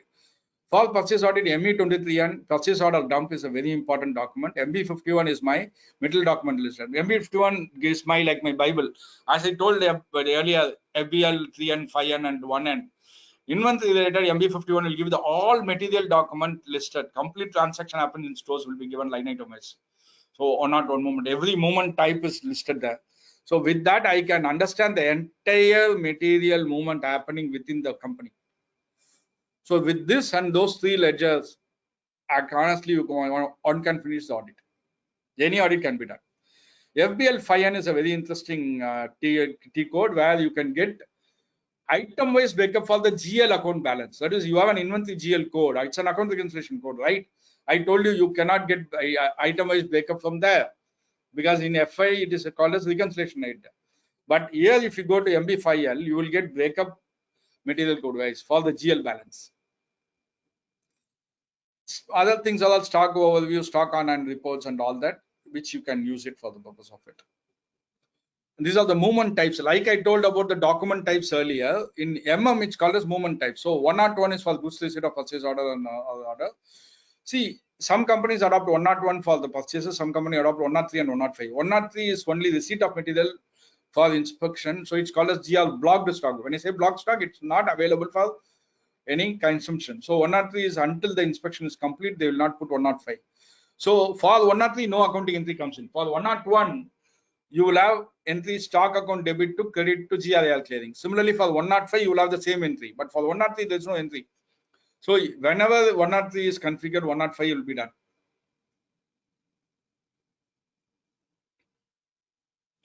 And here 201, 241 and 261 are three important movement types that an auditor has to look for. 201 is against cost center, as I told you. So I cannot issue a raw material against a cost center, right? So I can only issue maybe a plumbing material for my office building or my factory pipeline for something. Anything to do with repairs and maintenance, I can issue against a cost center. Anything to do with my any other things like office stationery, maybe I can go into that. I can't issue my packing material against a cost center. That means if I issue it against a cost center, that means there's some wastages. So any raw material, packing material, chemicals, consumables, stores, I mean, other than which are related to production related, are going into that. You need your antenna should go up. Why it is getting written off, not getting routed through the order? Because only if routed to the order, it will get valued for FG valuation and WP valuation. Otherwise, it will get written off in the P&L. While the opposite will also happen. 201 and 241 are actually called. I was telling about the revenue should not get charged off. So I mean, any item that has to be capitalized should not be charged off. Similarly, any item which is getting charged off should not be capitalized. 241 and also 201 should be looked at like that. An item to be capitalized under the asset, it will go under 241 movement. Also in SAP, in the PO purchase order level, they define purchase order document types. I have not covered all that because we don't have time. In just 3 hours, we cannot cover everything. In the purchase order type, you will have one for fixed assets separately. So all asset related POs will be of a particular nature, which they call it as capital POs. The capital POs are linked to 241 movement only. So those material will be received against under the 241 movement. Well, the accounting entry will be either to the capital stock account or to asset under construction. AUC, it's called as in SAP terminology. Asset under construction is nothing but your WIP. It's only your CWIP. So under 241 moment, when I issue the material, I debit to asset under construction and credit to my stock. So yeah, material which is of revenue nature can also go to this under 241. Similarly, an item which should go under 241 can go into 201. So you need to do an audit there also. 261 is goods issued against a production order. So only items which are there in the BOM or the recipe can go into that. Any other material which are consumed there cannot be accounted against the production order unless there is a manual system where the configuration permits them to post non-BOMmed materials also. Some companies have that option. There are mechanisms to monitor that. You can also monitor that. All others are only transfer postings and all. I thought I should tell you. 601 is nothing but my invoice posting. That as I explained earlier, PGI or OBD when they do that, and when they do the material, being dispatched, it gets accounted. The three-way matching, as I was telling you earlier, the PO, GR, goods receipt, and the invoice are matched for the unit price, item, and quantity. While they do the three-way matching, they need to look at the tolerance. Very important point here is the price variance. If you see any SAP company TB, you will have a lot of variance accounts. First variance account comes from the purchasing variance. It can be of price variance, it can be of quantity variance. So they can set up tolerance in this. So as an auditor, you need to audit the configuration of tolerance. How much is the tolerance you've set in, and why the purchase variance and the quantity variance values are larger, and what is the account code which has been mapped for the variance account. You remember in the first example I showed you 4,25,000 as price variance. That's because of this price variance possibly, or could be due to quantity variance. So this is very important audit you need to understand and do. Without this audit, you cannot, everything else, you need not check the voucher at all. You need not do the vouching alone of all thousands of any kind of vouchers unless you do the test of control like this. That's why I want to give an emphasis.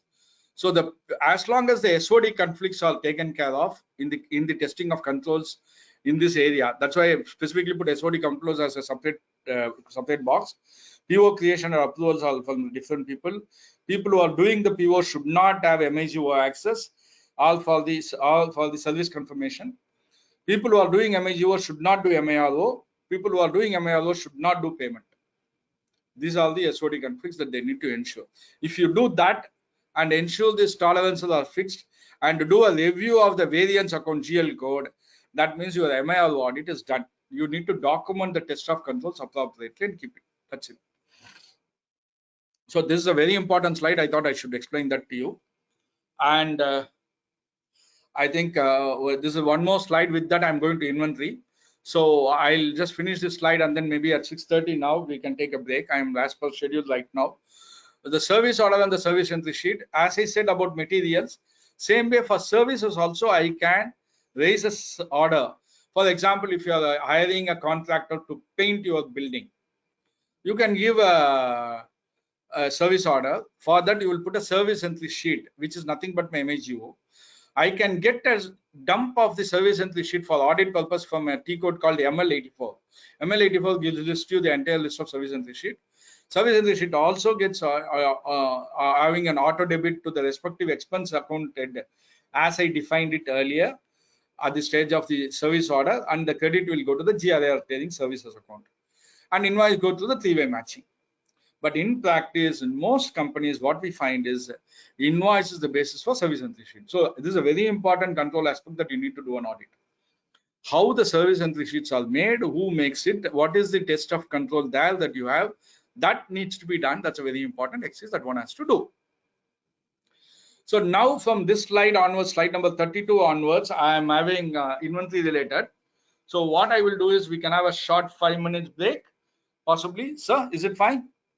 Yes, I will have a break. So I'll just flash a screen from my end, and then we'll pass on the presentation. Yeah. Right, sir. Okay. Yeah. So 5 or 10 minutes, as you wish, how do you? Yeah. Okay. People can be on. They can also be just maybe they can be just logged in as well, right? They need not log off. They can just see the screen that is shared as a for break. I'll just share my screen. 1 minute. Yeah. My screen visible, sir, for break. I put it in Excel sheet. Okay. Strategic break. Fantastic. Nice. So we'll have a break, and whenever you're ready, let me know, sir. I'll just stop the sharing screen and give you the presentation. Okay. Sure, sure, sure. Thank you.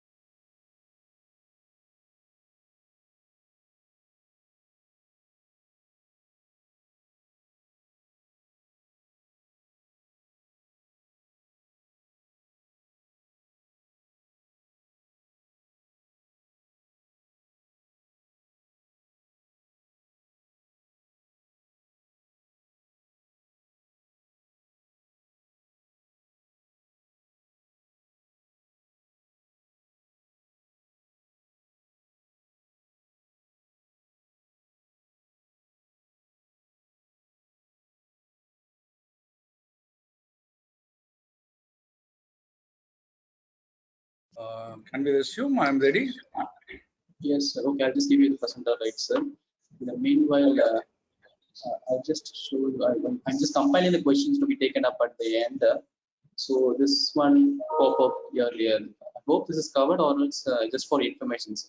If at all you need. Well, yeah, it is. Yeah, it is getting covered now. Okay. Especially Just for MLS okay, process. I'll give you the percentile. No, I'm just covering broadly some valuation thing. I'll cover. Sure, sir. Given you the percentile right, so you can start sharing the screens. I can start now. I can start now, so please. Okay, great. Thank you.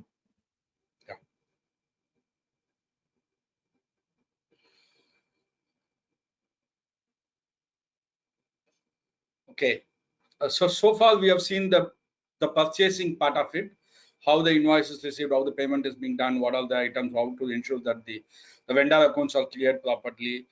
While they do the vendor, I also indicate about the special GL indicator that has to be there for advance given, so that while they make the payment, the advance gets adjusted. Make sure that the audit of open items reveals what is the problem that you have. Okay. So now coming to this, from this slide, I'm going to talk about inventory accounting part. So, but for that, you need to understand how the industries are normally, the manufacturing industries are segregated. I'm not talking about here the evaluation for the purpose of just a trading company, because trading valuations are simple, except for some packaging costs that you may add. Otherwise, the trading will not have major component here. But here, there are two different types of manufacturing. One is a discrete manufacturing, one is called as a repetitive manufacturing. As the name goes by, its distinct items goes by bill of material, and the product is built up from components or from the sub-assemblies level.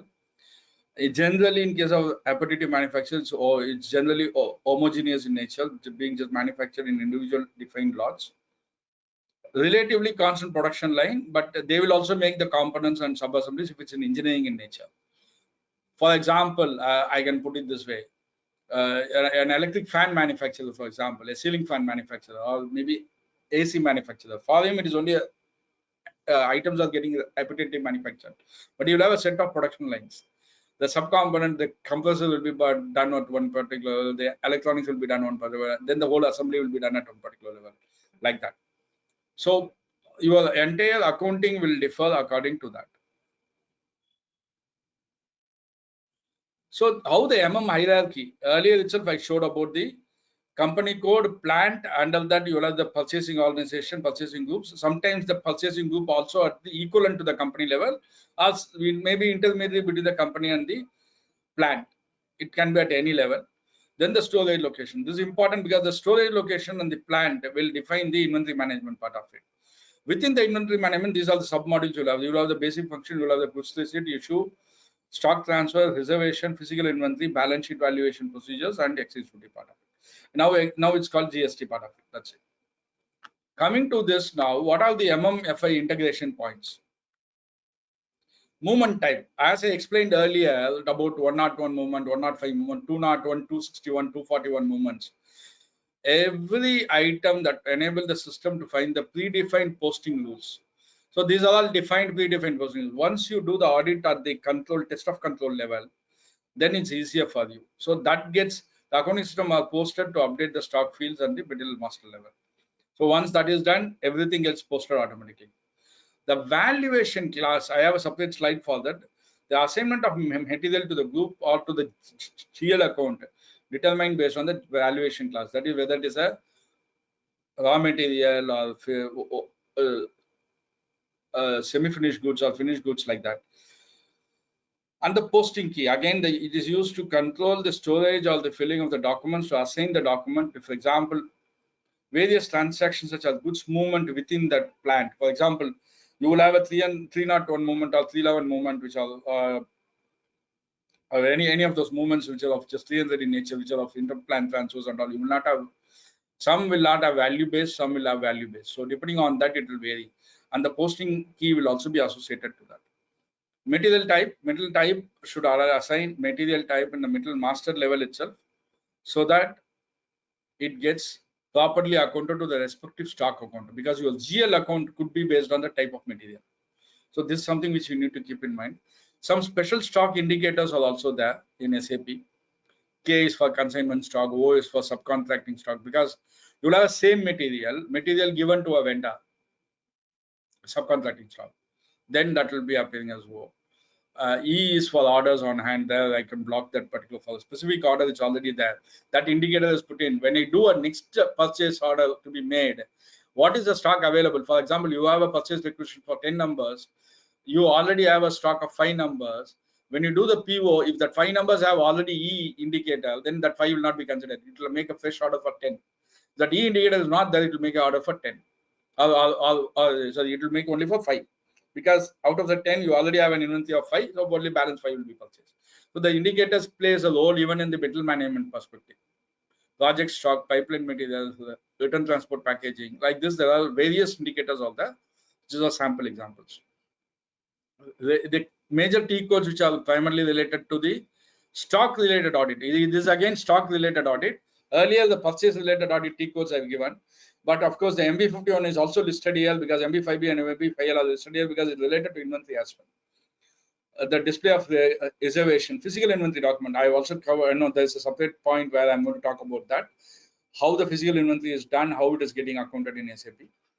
Material analysis report, and how in BOM, the production order and BOM, you need to understand that. This is even though coming under a PP module, the CS 11 and 12, you need to have the relationship here for the production order display and what are the BOMs that are there. So these are the related T codes.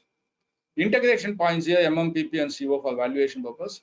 Very important point. Integration between PP and CO is that CO uses the master data created in PP, that is the BOM, the list of material assigned to that, and the routing, that is how the materials pass through the OX centers, which are assigned as cost centers. So the cost at every stage of the OX center gets accumulated to the cost center if it's of indirect cost in nature. Similarly, the integration between MM and CO happens normally via FI-MM integration, that is account determination is maintained between the FI and MM. And FI-CO integration creates between the cost element corresponding to the GL code. I told earlier itself, every GL code in the ledger or of expenditure head is nothing but my cost element. That is how the integration happens. This is a very important slide for you to understand how the valuation flows. Then the valuation class, as I explained earlier, there's a separate slide for this. That's why I'm bringing this very important slide. ROH is the terminology observation that they use for raw materials. These are all always procured externally, obviously, and then processed. Since the raw material cannot be sold, they are not expected to be sold because that's why it's called as only raw material. The metal master record for this material type contains no sales data, and it will be only at the average price, obviously. HALB is the semi-finished product, can be procured externally also. Very important thing is in this case, I can make it also in-house. I can also buy it externally as a subcontracting material. That's I give the raw material, make somebody else to do subcontracting. Some companies also have a bought out semi-finished product, same product. I will buy as such also. So I will also make in-house. I can also do subcontract. I can also do a kind of. So in that case, I'll have to adopt a different methodology, which I'll explain later. But here the HALB is only for subcontracting and own of manufacture. Because when you do a bought out, then it goes under ROH. So same material, how can it go to ROH and also in HALB? There are mechanisms for that. I've explained it elsewhere. It's coming there. Then you have FERT. FERT is finished product or generally produced by the company. Obviously, we know that. And here the metal master, the metal type does not contain purchasing data at all because I don't buy at all. So there is not purchased. So it will only manufactured material. So I will have the cost accumulation coming in for my costing module. Whether I'm adopting actual cost or standard cost, accordingly it will flow. SAP has a functionality, both are acceptable for them. You can opt for the standard cost, you can also opt for the actual cost. Actual cost is based on MLR. HAVA is for trading materials only, where companies like who are into trading like Reliance Retail or Chroma uses this for all the trading materials. Valuation category and valuation type. This is something called split valuation, which is a very important thing which I explained earlier. And as I said, there's this slide only I'm explaining. So the procurement could be internal and external, as I said earlier. That is, I can do a bought out, I can do own manufacture, I can also do subcontracting.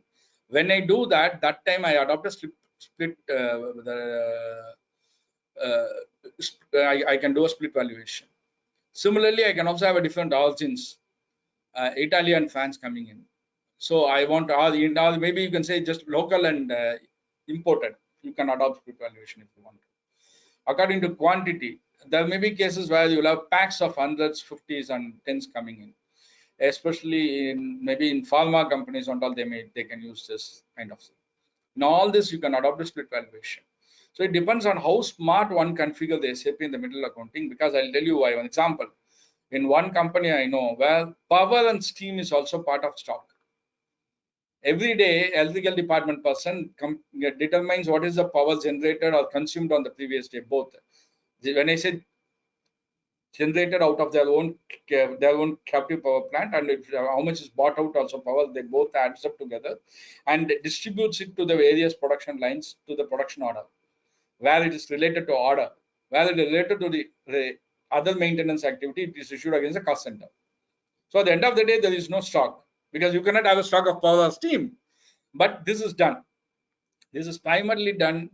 And how will you determine the value, especially when you have the purchased power and also you have the generated power? That is where there is a concept called meshed power, meshed cost.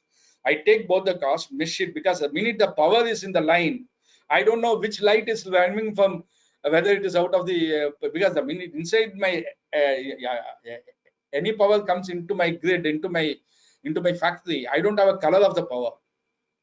This is out of my own generation. This is out of my. So I normally generally they will adopt what they call as a weighted average cost of the meshed power.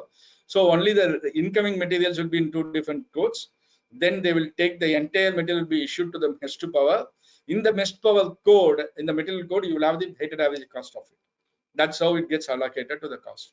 So the split valuation can be done in different methodologies. How smart you use it and how well you use it depends on the understanding of the costing mechanism and SAP functionality by the company. And honestly, I find many doesn't really understand and put to use it, and they still struggle. There are people who have been for 15 years in SAP, but still they have not done it properly in these cases. As an auditor, you need to understand this. This is important because for you to do the valuation. Now, quickly, I'll touch upon what needs to be audited and then go to the business valuation. These two slides, I'm just broadly touching upon key things.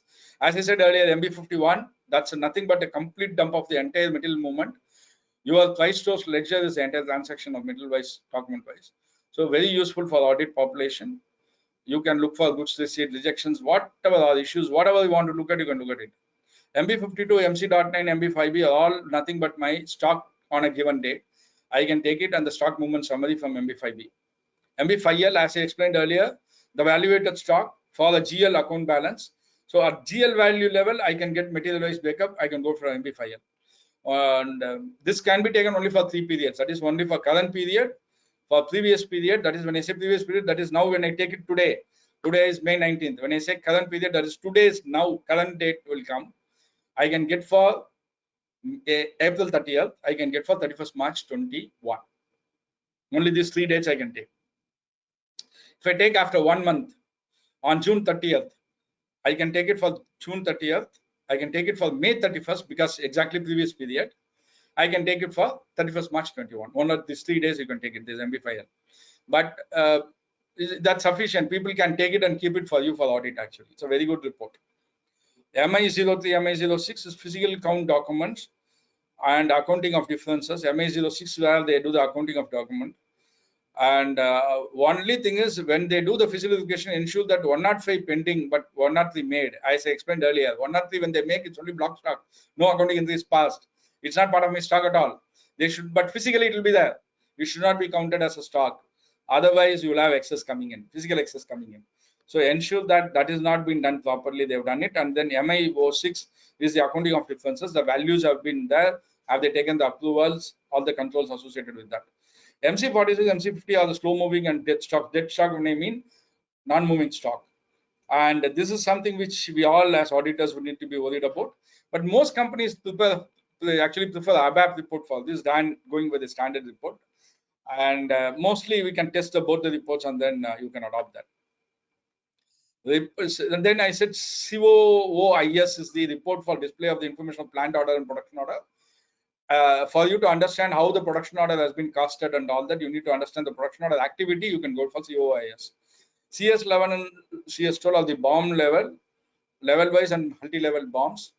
BOM is nothing but bill of material, but I used to tell jokingly to many people that it's nothing but bunch of mistakes, because if the BOM is incorrect, the whole costing system will go for a toss, because BOM is the driving force for your costing and the accounting valuation.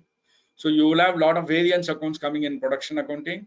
All the variance accounts has to be audited by the auditor. The accuracy, the kind of good reason for that is primarily because of accuracy of BOM. The BOM has to be so dynamic. People has to keep monitoring that whenever there's a design change, practically when they do it on the shop floor, they need to have a dynamic BOM. Dynamic BOM should be amended for.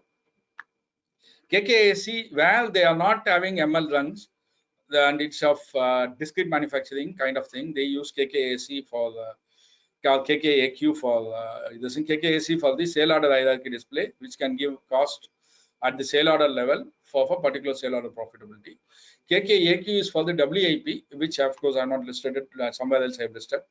CKM3 will give you the metal price analysis, very important report, especially when you have ML run.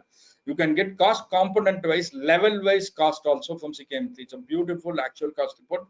Material per ton basis, you can get the values. Cumulative also, you can get the values.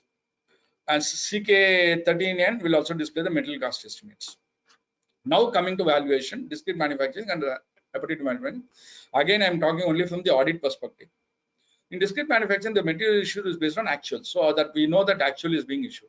So BOM versus actual consumption could lead to differences in consumption. As I said earlier, if the BOM is not right, you will have a problem. Two is if the actual cost is not right. For example, I'll give you, in one of the companies in PSUs, when they went live with SAP, they had a challenge.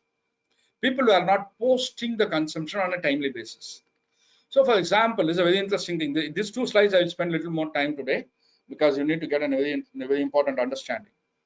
So a particular material, a particular component has to be made. Say I have to make 1,000 numbers of the component. I created the production order. That component for 1,000 numbers to produce, I have to consume material A, B, and C, each of say 500, 500, 500.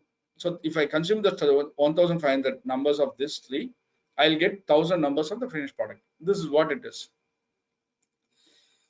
But I have not assumed, I have not put any consumption for A, B, C, but I have put only consumption of A of only 100 numbers I have posted. B and C, nothing has been posted. But actually, physically, 50% of the production is done. And so they want to dispatch it. So out of 1,500 numbers are getting delivered on the production order to the stores. So when the minute they put the delivery of that, 500 numbers credit comes in there in the production order at the standard cost. So I have a cost of only 100 numbers of A at its price. Say assuming 1,000 numbers are the standard cost of 10 lakhs. That 100 numbers of A is only 1 lakh, for example. I'm just giving example. But when I give a 500 numbers to stores, I get a credit of minus 5 lakh, because 1,000 numbers is 10 lakhs, so 500 numbers is 5 lakhs. My credit is 5 lakh, but my consumption is only 1 lakh. So I'll have a negative WIP of 4 lakhs. How can you have negative WIP value? That is because the raw material consumption has not happened. So unlike real time, WIP is a batch processing. So timely settlement of WIP is important to have correct valuation and avoid any price difference due to settlement. So the WIP value here, KKAQ versus FS10N, has to be run. When we are able to run that, at that point of time, you will be able to identify this problem. If the consumption is not booked and partial delivery happens in production, then you will have a WIP value can become negative.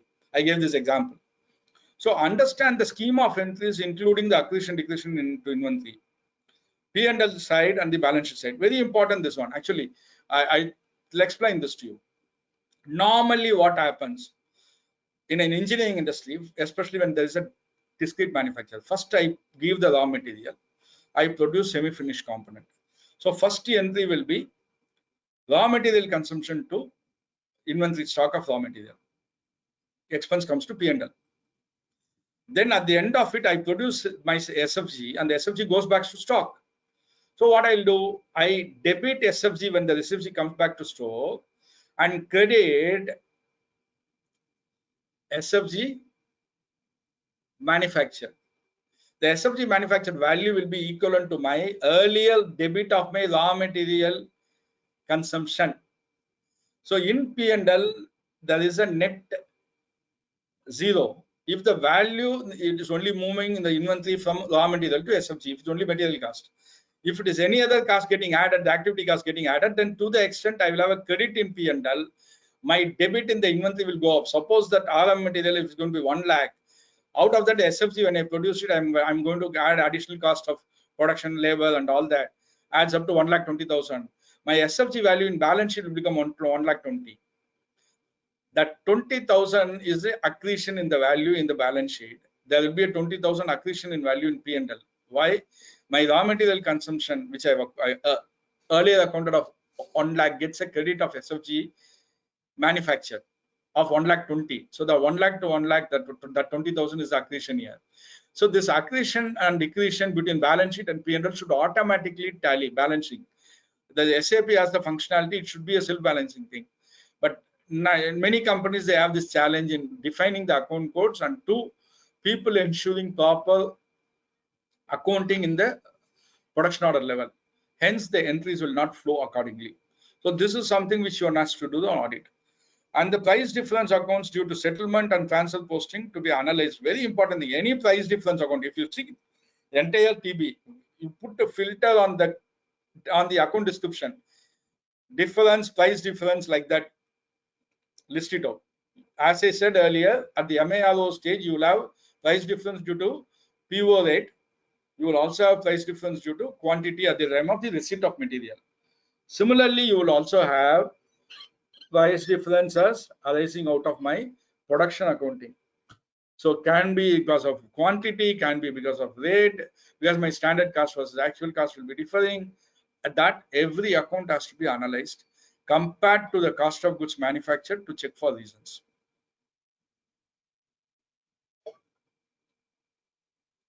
And many times I find that some of the companies have a very funny habit. This price difference is not attributable to my current year production. Some of them are also being carried in closing stock as my value of stock. So I will proportionately take it of my closing stock into that, which is, in my opinion, is incorrect. If you can do that, identify, rectify the closing stock value. You can't say that I will amortize it to the proportion of the closing stock that is there. Then out of my closing stock, maybe something could be coming from the previous year stock also. So even for that, I'll be attributing that, which in my opinion is incorrect. That's not the way one should do. But many of the engineering companies have this habit of doing it. Keep an eye over that. What is that they do, and how is the price difference is getting handled at the time of the financial accounts preparation.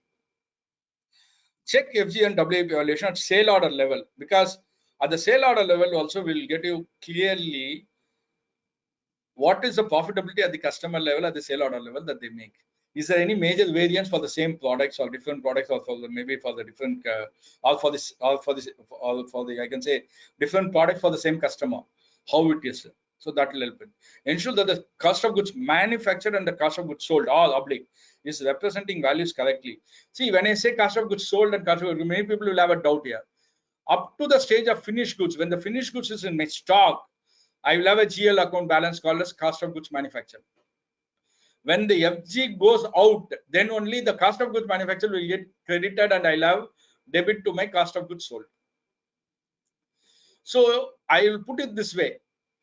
The value in cost of goods, normally we'll club all the consumption into the accounts, TBNs, and then show it as one item called consumption of materials.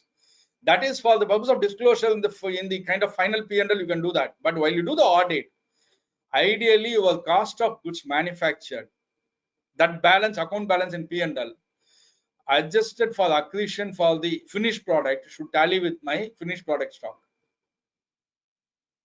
My SFGs, that is my semi-finished goods expenditure head, that should tally with my SFG stock accretion with my stock value added up during this year in the balance sheet. Because SFG would have got credited for the next item, which would have gone to FG. So only the net value should be there. So my P&L also should have the net value. Otherwise, everything would have moved to my, that is from the initially when I accounted it as expenditure, it would have been debited to a account called raw material consumed. From there, then SFC consumed. From there, then it will be COGM. From COGM, it will go to COGS. But the values are same. It will only keep migrating as my product value in the inventory of raw material, semi-finished goods, finished goods, and then it goes away from my inventory. As it transcends in the balance sheet, it should also transcend in the P&L. If you can link it and do that accretion decretion audit, honestly, you have won that balance sheet. Honestly, so any kind of manufacturing company. This is about discrete manufacturing. Coming to repetitive manufacturing, there is something, an animal called blackfishing. Blackfishing is an animal which SAP terminology uses it. Many people have problems with that. They also have a fantastic, lovely, smooth inventory accounting and costing because of that. The backflashing is nothing but consumption based on standards. I don't manually put my consumption in my system. It automatically, suppose I create a production order and just release the production order, it takes the consumption of the materials that has to happen to the backflashing and accounting. While I do the accounting, for example, physically I have material of 10 numbers particular item. As per BOM, the 10 has to get consumed. But I have not prepared 105 moment, only 103 has been done. So no stock is there in SAP. SAP has no stock of 10 numbers, but physically I have done only 103. QC has physically cleared it, but they have not put the system entry of 105. So there is no material in my RM in my SAP while I have my physical material available. So they would have taken and consumed it. While the system checks for the blackfishing, it says it's not available, no material is available. So it will go as short accounting. When it goes as short accounting, then I need to do what we call as COGI. COGI is nothing but post-process faulty goods movement. When I say post-process faulty goods movement, that means that when I did the backfishing, there was a faulty movement because the materials have not been consumed as per my standard. What is the impact of it? Your book stock as per the SAP will have a raw material of 10 numbers always there. My consumption will not have consumption entry. While you do a physical verification only, you will identify that 10 numbers is shortage. So what people have to do is they have to identify at production order level every day, or at least every 2 days or 3 days, review what are the short supplies that has happened in SAP and identify the COGIs to be done, and COGIs has to be cleared then and there. They cannot keep it till month end. Many companies do it at month end at least, but ideally it's not even should not keep it till month end. Ideally, I would say that before the physical dispatch happens of the finished product, you should ensure that every day that day's consumption will be properly accounted on. Similarly, activity cost and overhead allocation process has to be audited, especially for the normal and abnormal variance in utilization. See, the entire SAP, the allocation of cost happens at 2 levels. One at the production order level, where I can confirm at the production order level, where it is going to be of order-based accounting. Where in companies where they have a monthly cycle called as a ML run. In ML run, what they do is at the end of the month, they accumulate it. Only up to that date, month end, only direct material goes into the production order and the cost gets accumulated. My finished stock gets into the stock only based on standard cost for the whole month. At the end of the month, what I do is we identify the actual cost as per the overhead accounts, various GL accounts, that gets posted by a settlement kind of that. That's why I said there's a T called KSU3 and there's something called KSU5. There's under where I need to give a segment. Sender cost center and receiver cost center. That is, you will have an employee salary cost. Directly attributable costs which are related to production departments will go into the production department as employee cost. Electrical, mechanical, and civil and instrumentation, it's indirect cost, right? It should go to the product, right? There is a defined process they will adopt. If there are 4 products being produced, product A will get to 40%, product B will get 30%, like that they will allocate. It's called a sender. This is called as what they call as sender cost center and receiver cost center. And at every segment, I need to allocate what is the percentage that I need to do. It can be on percentage, can be on percentile, it can be on proportionate also. I can give a proportion. That is, if my total cost is this, in proportion of something else, some other actual cost, I can do the allocation like that. SAP has all the three functionalities. It has been defined. Once the segment at every level, what is the center cost center, what is the logic of allocation, it goes on. Where something cannot be allocated, it should go to unallocatable cost center. They will have a certain particular series of the cost centers called, maybe in some companies they adopt 800 series, some adopt 900 series like that. They are unallocatable, so it won't go to the product cost. So this activity of entire cost allocation has to be audited based on what has been configured by them, what is that they do, understand that, and then do the audit of it. So ML Run I broadly touched upon in this, because ML Run again itself is a one-day session I can do. But I mean, trying to touch upon what is that we can do. And here now again, I would like to emphasize some of the audit points from the inventory valuation perspective on the audit of COGI and any kind of good variances. First, look out for all variance accounts in P&L and where it is mapped. Some of the variance accounts are not mapped appropriately also many times. What is the value of those as a percentage to total consumption? If it's going to be 20-30%, we saw that, no example I gave. The purchase value is 4 lakhs, but I have a price variance of 25,000 rupees. Your antenna should go up. You have to ask the company MD, what is this nonsense? How can you have so much percentage as kind of in price variance? Have you not put any tolerance? What is the tolerance limit you have put in? You can actually do an audit of the configuration and do that. But as a percentage, if you know, then you can go back to look at what is that it is. Analyze the variance account based balances by summarizing at production order level or that level sale order level by linking to the source entries. Ideally, they should do it. Ask them to do it and give it to you so that you can audit it. This can be done by linking MB51 and FBL3 and dumps for those transactions. How to do it also I have explained here. The variance entry should have been rectified by COGI if there is any COGI, hence the COGI transaction posting in MM to be analyzed. That's very important. How much of the transaction entry coming in COGI? Actually, in one of the companies, in one of the plants we did the audit, 60% of the consumption comes from COGI. I said, you guys have literally killed the SAP then. If you have 60% of the transaction coming by COGI, that means your initial transaction is not happening correctly. Either your BOM is wrong or your stock accounting is not happening on a real-time basis. You are not receiving the material on time. So that's something which you need to keep in mind and look at that. Between the period analysis is very important. We'll also help you understand. That is, April to June is one period. You can take July to September as another period. Between the quarters or between the months, do an analysis in which month there is a spike in the variance account. On the whole, valuation of inventory of FG and WP needs specific focus in audit along with the COGS and COGM. Many times, exactly, this is another problem. I have not come across many people who used to tell that, no, sir, the consumption, no, it's only some system automated entry, sir, nothing else to be audited there. I said, that's disastrous. You have to do audit of your COGM, COGS for you to validate your FG, WAP values. Because if something gets expensed off in P&L without getting inventorized, you are understating the profit. If it's opposite, you are going to be overstating the profit. So you need to ensure that what is that you are trying to do. Inventory count and this adjustment can be done easily by looking at specific movement type. As I said, explained earlier, that movement type, generally they'll have 701 or maybe 702 or maybe 711. There are specific movement types under the 700 series that all for the P&O for the purpose of the physical document adjustments. But I will tell you, the smart group operators actually 31st March auditors will come and do a stock verification. Company will do another stock verification. So the stock operating agency, which is actually an outsourced company, did a smart move. They took their own stock between 21st and 25th of the month and made all adjustments. Disastrous it is. So we need to identify. Those can go only under 201 movement. It cannot go under 261 movement, or it can be only a manual entry passed. It cannot be a back reflection entry. So look at the source of that and where they posted and identify those. So it's not only the physical verification document, that movement type you need to look for. You have to look for the other movement types which they could have been used.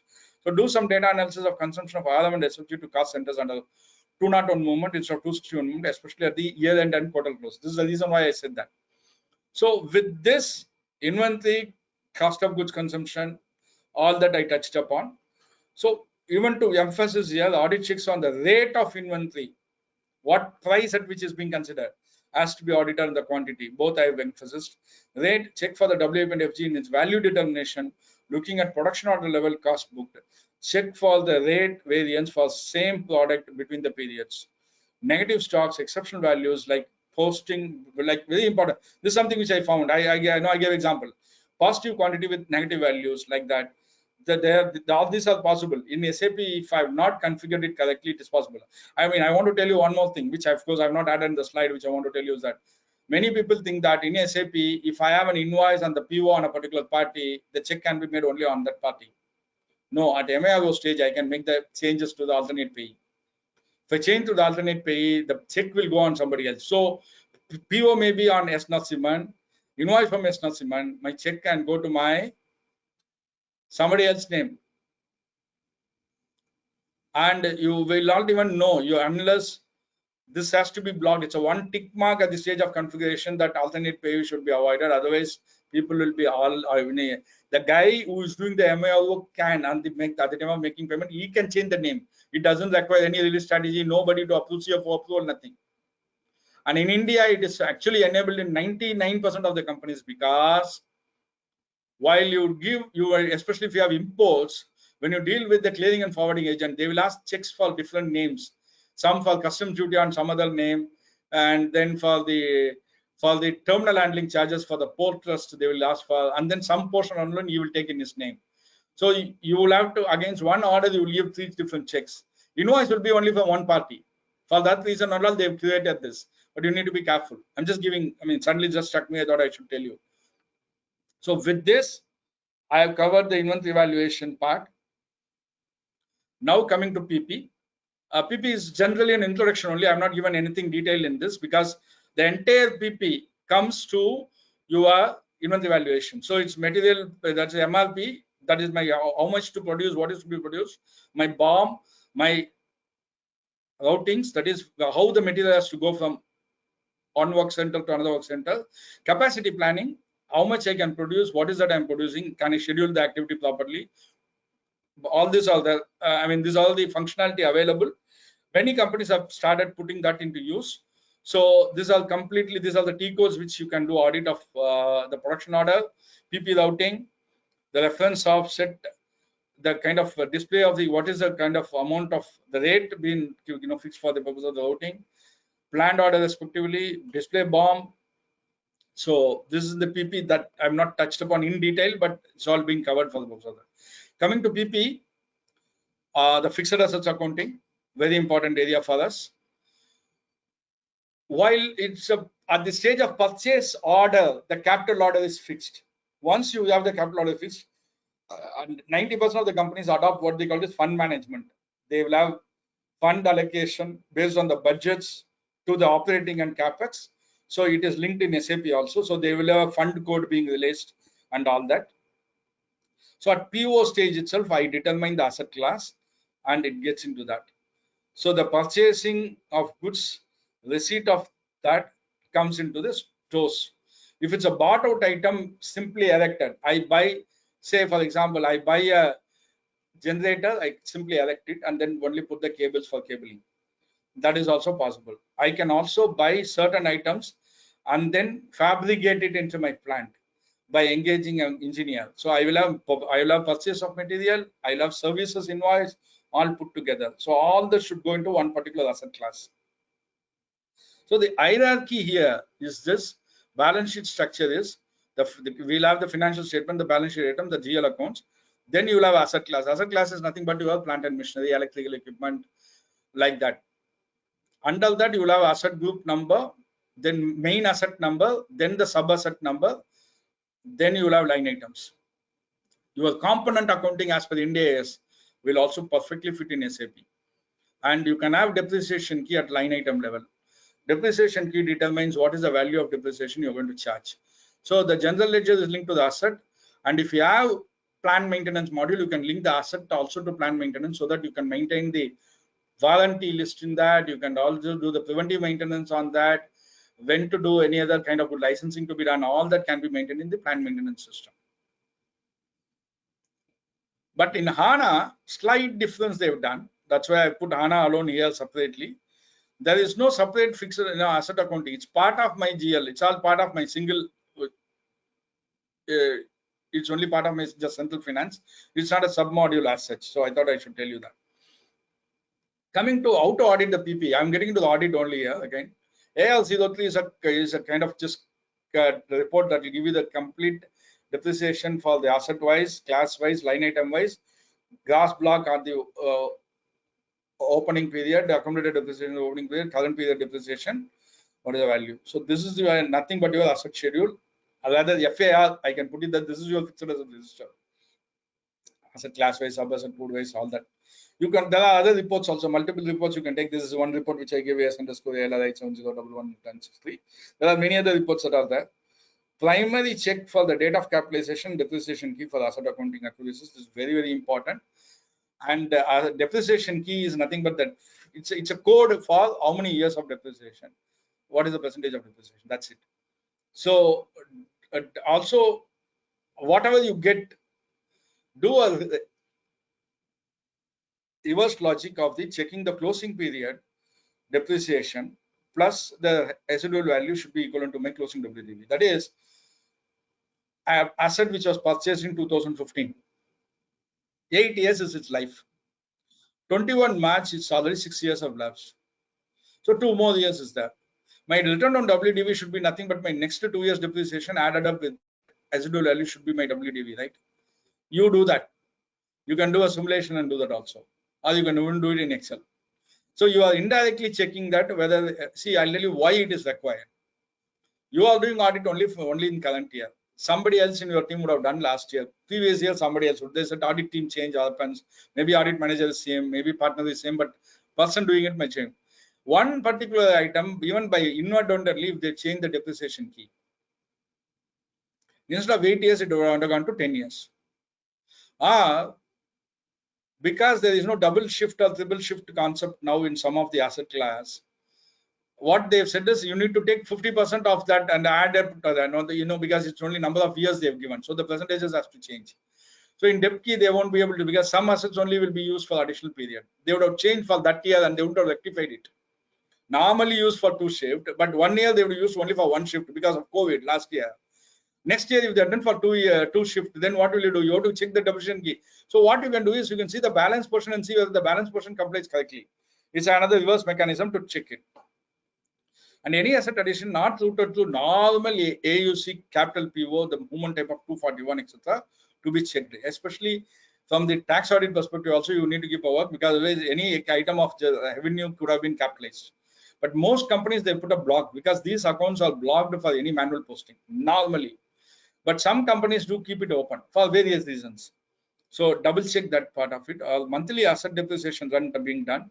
Depreciation run has to be done monthly basis, again a batch processing. So monthly run they have to do, but that means they have to capitalize it before that. Suppose if you have forgot to capitalize something in the month of April, now we are already in June, assuming that means I have done April run, I have also done May run. Then what you need to do, you need to open all the periods, go back to April, capitalize on the April month, rerun the depreciation for all the months. If the value is material, the value is not material, you can still capitalize in June with the effective date of April. In the month of June, the whole depreciation will come. All the 3 months depreciation will come. So you need to take a call how you want to do it. Retrospective, that's what the next point is. Retrospective capitalization, do specific audit of that. Transfer of assets, it's easily doable. If the minute you have these reports that are there, then you can straight away do an audit. Asset transfer between the class and location. Between the location, there's no problem, but between the class, you might have a problem. Until now, I would have called something as plant and machinery. Then suddenly, I'm shifting to electrical equipment. Or until then, I call something as computers, and then I'm just moving it to maybe softwares, intangible, and claim it over 3 years. Something like that you may do. That's why you need to be careful on that. Detailment postings, maybe physical verification adjustments, impairment, completely write-off to be done, scrapping of assets, all that can be done in retailment postings. Then valuation adjustments.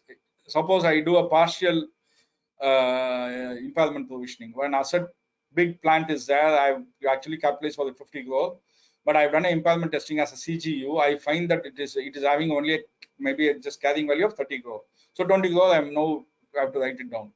So I'm already providing that I can't depreciate for 50 crore. I have to depreciate only for 30 crore, right? So the 30 crore, then I need to do that. That adjustments can be done in SAP, so that can be audited by you. But these are all rare. But if it happens, you need to do an audit. That's why I said I highlighted it. And very important now, because of Carlo, you have to check the title deeds and all. People can upload the title deed documents and all. There's a module called the ADI module in SAP.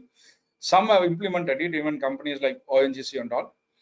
And there are big malls like, you have this Express Avenue Estate, Avenue, you have this Phoenix Mall and all that. And in Delhi, there are many malls. You have Bombay, Delhi, and also all those malls. Some of them are in SAP. They have this ADI module. Airports have started. I mean, some of the airports, from like Mumbai airport is in SAP. They are using ADI module, where you can put all the title deeds and the entire layout, and it can identify how much the space on hire, what to be given on hire. They can identify even the profitability analysis and all. Real estate. So even the title deeds can be added to the ADI module, and it can be linked to that. But very important thing, when you go live with SAP, one of the big challenges I find in the, especially because of the title deed, is that I have capitalized some value in my ERP. Say I have capitalized a particular item, say for 100 lakhs, 1 crore rupees. I would have bought something in 1964. That time I would have said that the document has only say 85 lakh rupees. Today, do you think anybody can reconcile that 15 lakhs and give you? No one, unless they know when the SAP went live in the year, which was in 2000. That time nobody reconciled it, because that time there was no need to, they wouldn't have even gone to the title deed to verify that. The 15 lakhs capitalization would have some meaning. They would have spent on maybe land leveling cost. They would have spent on something which will add the value to the land. Maybe brokerage, maybe stamp duty or some registered charges, something we don't know, which is not available today. So ideally, better to go for the original cost, especially when they go live. I would always suggest to people that do this, because it's very important. Historical data you cannot compromise. Actually, I don't know how many of you, all of us have LPG at home, right? All of us have this Indian or super gas and all. We would all pay that 500, 1,000, 10,000, 2,000. Now I think so. I don't know what is that now deposit. When we took it, it was only the pistons or something. But that deposit is kept in the system. How well, every consumer number wise they are keeping that. So when they went live with SAP in Indian Oil, imagine that deposits were accumulated, customer number wise they reconciled and kept it. And they put an humongous task of reconciling that. They can't say that no, 1962 something was taken when I went live in the year 2000. How can I do that? It's better to do that way. So with that, asset is done. Now we have order to cash. The last set I will try to finish off in next 10 minutes time. So from 7:40 I can take question and answers. There are some chats are there. I think chats, or I don't know. Somebody is asking. I don't know. Some hand. I'll try to finish off this, and then we'll take questions. In order to cash, it's a pre-sale activity, which is contract, inquiry, contract quotation, scheduling, sale order, up to the sale order. But you need to first understand what is the pricing policy of the company when you do the audit, because very important thing is whether the product is a push product or a pull product. That is, if it's a commodity product, the price is determined by the market forces. They have no role to play. So then what is the pricing policy? How do they determine the selling price, and how do they factor it in the sale order so that the invoicing is done at the right price? If it is price determined by the company, then they can determine, how do they determine the price? Is it cost plus model? What is it? Do they have a floor price below which it cannot go? The entire pricing policy has to be audited in O2C. And then after that is invoicing. Invoicing is nothing but based on the sale order. SAP doesn't permit you to change the rates at the stage of the invoice. So if the sale order is released with the appropriate approval, with the release strategy available, then the billing document happens. There are challenges here. Of course, I will just now highlight that part. But before that, as I want to explain that what I mean by sale order, it's nothing but the information of the goods and services that has to be done. What is the pricing information? What is the delivery information? What is the shipment information and billing information? But I want to highlight here something. SAP has a functionality called as billing party and person who can receive the goods. That is the shipment party. That is, I can invoice on a company's headquarters, which is maybe in head office in Chennai, and a factory in, say, Ranipet. It says ship to Ranipet, but invoice customer at Chennai. SAP can function that, it has that functionality. So normally they don't. That all those have to be looked at, because especially with the kind of GST coming in, that needs to be evaluated correctly to be done at the sale order level. Outbound delivery, that's what we call it as OBD. OBD they call in SAP terminology, shop observated version. The document that enables shipping of the goods to a particular customer, picking and confirmation, that is transfer orders, packing, arranging the transport or shipment, posting goods. PGI they call it nothing but posting goods of issue. PGI is nothing but posting goods of issue, the middle document. PGI time only, this time only, the goods, the COGS is debited and credit to inventory happens. So the biggest challenge is PGI done, but billing document not done. There can be possibility. SAP has a separate report, we have called as VF04, where you can get the billing document list, where what all the items to be billed, we need to get it, ensure that at the end of the year, there are no open billing documents pending, so that the invoices are done and clear. Otherwise, you need to have a reconciliation between what are the items which have physically been dispatched but not invoiced. And only when you do the billing document, you will have customer account debit to revenue account credit and tax account credit. And these are the movement types related to sales, very important. As I said in MM, because MM and SD are interlinked for sales also. 601 is for shipping sales, 603. By the way, I want to tell you something which I forgot to tell you. When I say 101, opposite of 101 is 102. That is, when I do a transaction of reversal of 101, it should be 102. If I say 105, 106 is its reversal. When I say 601, 602 is its reversal. So that is how SAP has been designed. So if somebody says 621, when you do an audit for 601, you have to do audit for 602 also, even though I wouldn't have listed it. Because 601, the opposite of it is 602, which is a reversal. So you need to keep that in mind. So what needs to be audited? Genuineness of sales accounted is what the objective of the audit is. That is, quantity and services supplied is what is accounted. E-waybill or e-invoice that we have. What is accounted as sale has been supplied to customers or not. The opposite of it, that is invoice but not dispatched. We all know that most companies have this challenge, especially at the end of the year, they try to boost up the sale.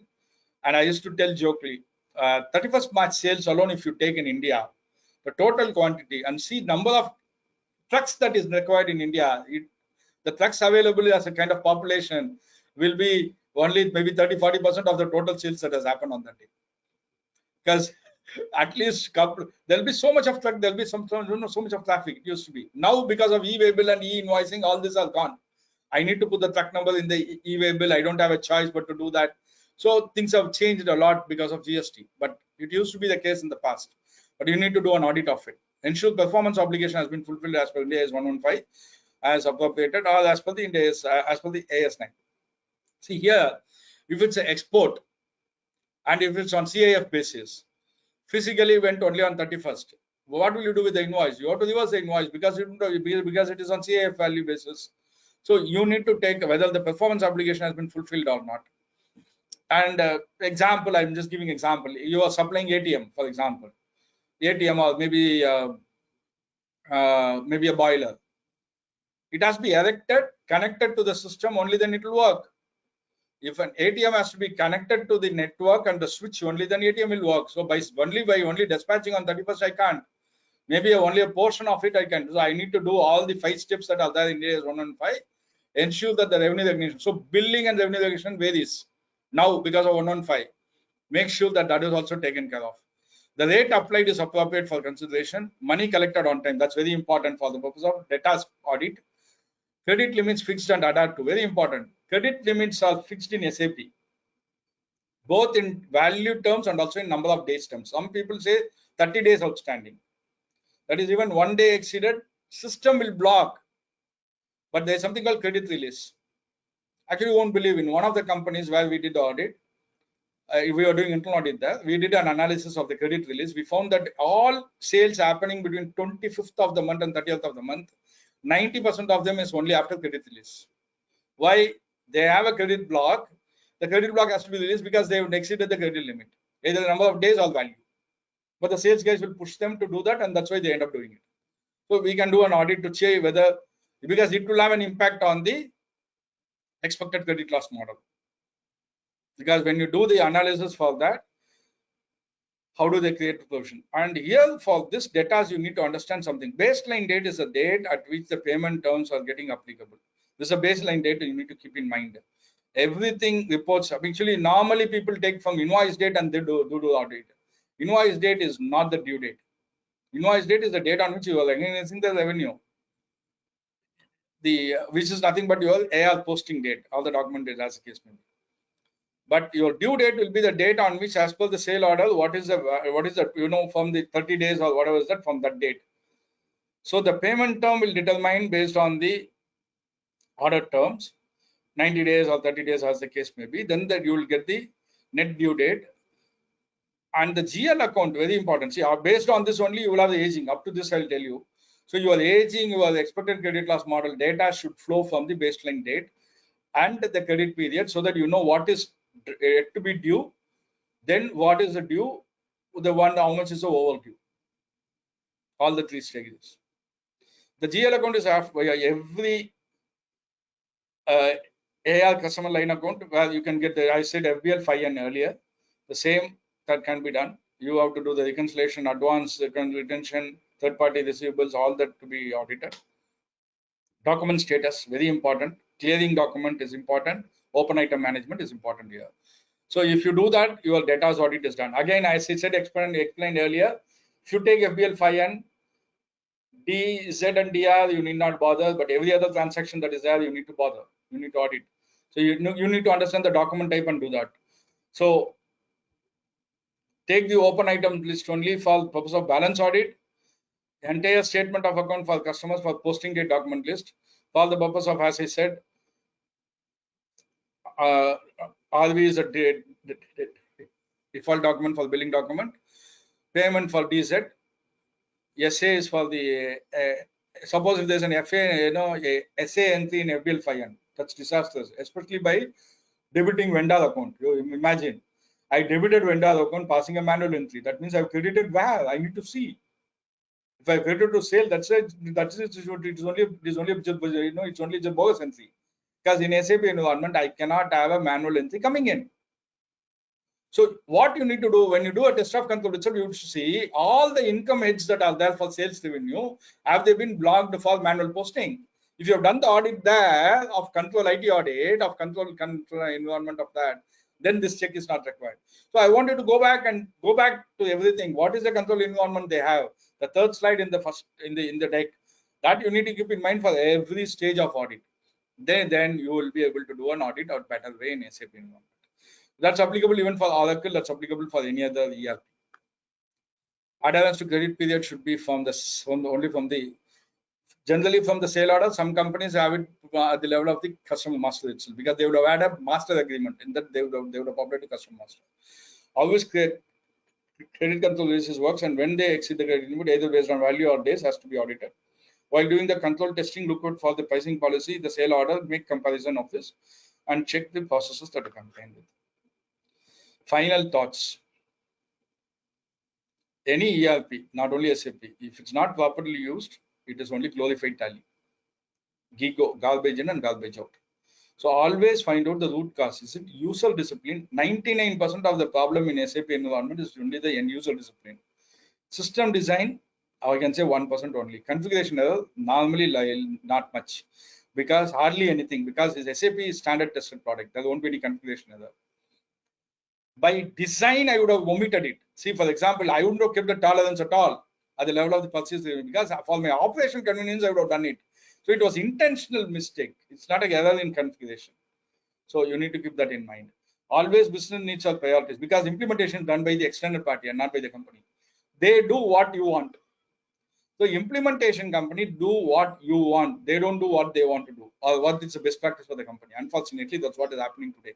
So that is where many CS can play a role, because you understand the business, you understand the controls, you can play a role of being an intermediary between the implementing company and the implementers, both the companies. That is the client who is implementing SAP and the people who are implementing it, because people who are implementing it simply go by what the client wants. You have to tell them, no, you have to tell the client this is wrong, it's incorrect, it will be a disaster to you tomorrow. That's why you need to do. Always business needs are prioritized. How to match business needs with the controls to achieve business objective? Are there compensating controls has to be looked for. And I can tell you, whatever I said is minuscule. You have a big teacher in the world, that's Google. I can honestly tell you, YouTube and Google has so much material on SAP audit. Anybody can master it if you start working in SAP. Only seeing the Google and seeing the videos will not master it. Go to the SAP screen, start working on that. You do the audit, you look at the data, you grease your hands, you will become a master. Thank you so much. And now I can take questions. Sure, sir. I'll take the presenter rights and share the questions. We have something around 20 questions.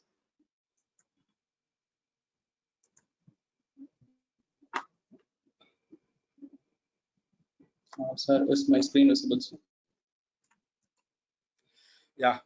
How can you set up and ensure continuous auditing and continuous monitoring in current work from home culture in COVID times in both P2P and O2C and use employees? Fantastic question, Gaurav. See, continuous audit and continuous monitoring both actually has to be automated methodology, in my opinion. So whether you work from home or work from the entity there, it has to be, it should function. For example, I'll tell you, example in case of just P2P. Many times in P2P, whether the configuration level are we able to what I can say, are we able to configure it correctly? I mean, I'm just giving one example. Price variance account, I want to do a continuous auditing. Okay, simple. I have set a tolerance limit of 10%, and that 10% I am trying to ensure that within 10% also there may be some high values coming in, so you can put a sell limit. So that automatic trigger that every day it should go to somebody in purchase to review or somebody in finance to review, that can happen. So continuous. So CA or CM can happen with the help of the CAT tools, and there are scheduling tools available. It can still happen, in my opinion. And actually, it is happening in many companies. Next, will you please suggest the best institute that offers course online for chart owners, or is there any training session for auditor doing audit? Mr. Adakshanji, honestly, I will tell you, don't go to any institute. If you are working in SAP audit client, go and spend extra 10 days in the client location, not during the final stage of audit. Intermediary time, sometime in the month of January or February, go sit there, get the access to SAP, keep the Google on in your laptop, search and start looking at it. There are enough materials, PDF materials, and enough. Honestly, I can tell you, I don't know whether there is an advanced ITT course material on audit on ERP environment is there in Google from the Bangalore SIRC chapter. It's available in Google. Some 130 pages or something. Amazing document. I am surprised that our articles actually undergo that advanced ITT course. Such a lovely document. I think somebody, Mr. Hari or somebody has authored it, I think. I remember vaguely some time back. Honestly, it gives a lot of insights with regard to controls. Only thing is the T codes and what you need to check, what you need to, there are enough materials available. Because one SAP audit course was available from SAP India long back. But as though there were no, because they were not actually takers, it was only for 5 days they were conducting, and they were charging 2.5 lakh rupees. It's not worth it. 50,000 rupees per day per participant if you spend. Then I mean they wouldn't get the people, so they were not doing it. Maybe what CA now, maybe ICAI can also try to do it, but the problem is getting faculty, and it's an intense one, because unless you work on, because the scenarios will be different. For example, when I did the audit for say Trichy BHEL, they are in project systems, and they were, when they went live in the first year, they were in humongous trouble. Because of my SAP knowledge, we were able to work together and we ensured that the audit was completed. While we went to BEL also was the first year of our SAP audit was done already by the previous auditor. Can you believe they couldn't identify why the accretion decretion between the difference between P&L and the balance sheet was different? And they were there, and because of that, they have to do a kind of write-off of 54 crore. I mean, I'm right with regard to the auditor that he has identified that problem, but he didn't know how, I mean, neither the company could answer that, now they could have the time to check it. 50 crore, they've written it off in expense. Next year when I took it, I said, no, this is not the way to do it. You need to do like this, and then explain them. They did it, and then they were able to produce to us. There were no write-offs in the next year, and things have been put in place. What I'm telling you is, every company, that's the kind of problem is different, but they come out of it. So whichever is the client you are doing, that industry you can look for in the Google, you will get that answer, sir. I don't see a challenge. YouTube has a lot of materials actually. What all the reports can be developed in ABAP? See, ABAP, anything you can develop, sir. All that ABAP is nothing. ABAP just goes into the database and look at the data. I can club 2 or 3 tables and do that, as long as the data is maintained in ABAP. But only thing is that, in this system, for example, I'll just give you one of the companies where we do a internal audit. The MD wants to understand that no purchase order issued, purchase order level, the price of that current purchase order should not be more than 5% of the MAP. You want to have one report. I said MAP, because MAP keeps changing every day in SAP, because MAP table gets overwritten with the actual data every day. So I don't get historical data. So I can't go back and check it. So I said every week you take that week's MAP, that day's MAP, and do all the POs issued on this period beyond the 5%, give an ABAP and give it. But here I can't do it. I have to do it daily. I can't do it after the week. So I told him, you can't do it after the week. You have to do it daily. Yeah, that's why. Is inventory aging analysis available in SAP since the date of purchase of material? So that those 2 T codes which I gave are available. It itself will have an option, whether from the purchase date or from the issue date. But see, the problem is both the methodology has some defects in that. So many companies adopt the ABAP, and ABAP gives a report for them. What is the concept of open account management? Here, as I understand, once material received is accounted MIGO, it reflects the GRIA. When the invoice is cleared MARO, it moves to vendor account. So where is the open interest? Good question, sir. But unfortunately, if the invoice is not accounted, then I will have credits alone there hanging. Is one problem. That is, that is one. Second is, they don't put the clearing document. It's a simple upkeep. That clearing document, if they don't do also, there is a problem. That is why in 5 it happens actually. I've seen many companies doing that. I mean, they are having the open issue. So Ramesh Babu, is Forex auto calculated in SAP when we integrate SAP with payroll software? Can we send the reminders to data automatically by fixing it? Okay, there are 3 questions in this. Okay, first is with regard to Forex management. SAP has a lovely Forex functionality. If you have an import creditor or export data, I mean, first I need to explain the currency accounting. There's something called functional currency. There's something called reporting currency. In SAP, there's something called your accounting currency, which is your local currency. The local currency is the base on which your accounting is done. So any other foreign currency that you do, it's export or import, that will be there. There you can do a month end or the quarter end automatic exchange variation account can be done. There is a T code available. That process gets automatically done. It gets the reinstatement done normally. One. Number 2, if you can integrate SAP with payroll software. See, depending on the type of payroll software, see, SAP actually from even after the ECC, it's called as the sub-components of the primarily the kind of central component. But I can have an interface. I mean, there is a slight difference between integration and interfacing. Interface is what I get the data and just upload it here by putting an API. That is possible. Integration, I would say, depending on the applicable, but depending on that other software, you need to see. Can we send reminders to data automatically? Yes, there's something called dunning. Dunning is a concept in SAP where you can do that. It sends automatic reminders. Very few people are using it actually. Please provide a checklist for each P2P inventory. Where document T codes to check and bird's eye view on flowchart happens. Amulya, fantastic. Isaka has published a book on SAP Controls. That book is a beautiful book with checklist and everything. It had a first edition, then the second edition has also come. It was actually co-authored by a couple of authors. It's a very good book. It's available publicly. People can use it for that. It has everything in that. And I would recommend that's the best thing to do. So IFC also can be covered in that. how much approximate cost to procure SAP license infrastructure? Mr. Ramesh Babu, is a big question to answer. Depending on the license, depending on the modules that you have, depending on the see, there are companies which have spent minimum of 2.5 crore to maximum of 60-70 crore also. Depending on the various things, it actually varies. Question number 9. So I mean, it's too difficult to pricing it actually, because I need to size the infrastructure, I need to size the architecture, number of licenses that are required, and all that. Number of licenses, number of which are the kind of key modules you are going to implement also varies depending on that. Okay. How are the tax accounting can be checked in, like MAT credit, advanced tax? Oh, lovely question, sir. I'll come to that. Again, Amulya has asked this question.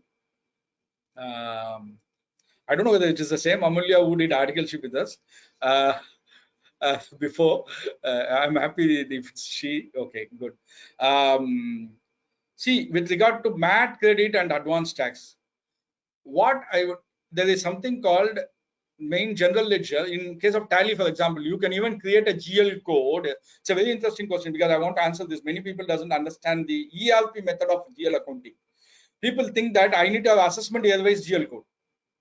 If you have assessment year-wise GL code, that is a Tally method of accounting. It is not ERP method of accounting. In ERP method of accounting, you have only one code called advanced tax account, one code for MAT credit. What you need to do is, under that you can have assessment year-wise. You can create what we call the assignments. Against each of the assignment, you can have the assessment year-wise balances. And that you can also have even the advanced tax installment wise, so that it gets cumulated. So you can have all the 3 GL codes assignment wise, that is your assessment year wise, which is the assignment column. You can do the clubbing. It's easier to handle. And provision, that is your tax provision, your advanced tax and MAT credit, all the 3 can be matched like that. GST, there is something called Country India version. Country India version is a sub module in itself in SAP, completely automated in SAP, one of the best in terms of the GST today. And e-invoicing is already enabled in that. It's perfect. With regard to TDS, TDS has 2 components in that. One is the first TDS is with regard to TDS payable. That is, on my expenses, I have to do deduction. There is a tax code structure available. I can enable all that properly, then full automation can happen. Then your TDS payable account itself can be configured appropriately to have various see 194C, 194J, 194I like that, so that you can group those items together. Then it's easy for you to file the return. Your TDS return filing will not happen to SAP, but you will have the data flowing from that, provided your dimensions are correctly done. Okay. And you can use FBL3 itself to extract all the data from these accounts. Okay, next is audit of statutory accounts. So in SAP, how should we check? Say a parent sitting in USA, we need to maintain chart of accounts as per US GAAP, whereas in entity, how is SAP specifically addressed? So this new GL functionality in SAP as this, where you can have multiple GAAP accounting can be done. So many MNC companies have adopted this actually. And not only now, I'm talking about even 10 years back itself, people who are in some German companies where we have done, they used to be having the German GAAP reporting for the purpose of that, and in they have the Indian IGAP accounting. You need to, that's something called document split accounting there. You can adopt that. That's one methodology of adopting. The other methodology is they have a parallel company code. This is actually a very I can say workaround methodology. People some have adopted. Same transaction will get replicated in that other company code. In that company code, it's only for the IFRS book, so the entries are being passed only for the adjustment entries between the IGAP or Ind AS to the IFRS accounts. So you will have 2 company codes for the same client with the same chart of accounts, except that few accounts will be added here and there, and then they get the 2 separate accounts. But I would not recommend this. I will recommend to go for the new GL functionality, which will be the best thing to do. Kindly, can you suggest any material to provide display of ST code and tables in PDF format? Sir, I don't think even SAP would have created that because there's so many T codes that are. I mean, that's what I used to have an Excel file which had some 80,000 T codes or something.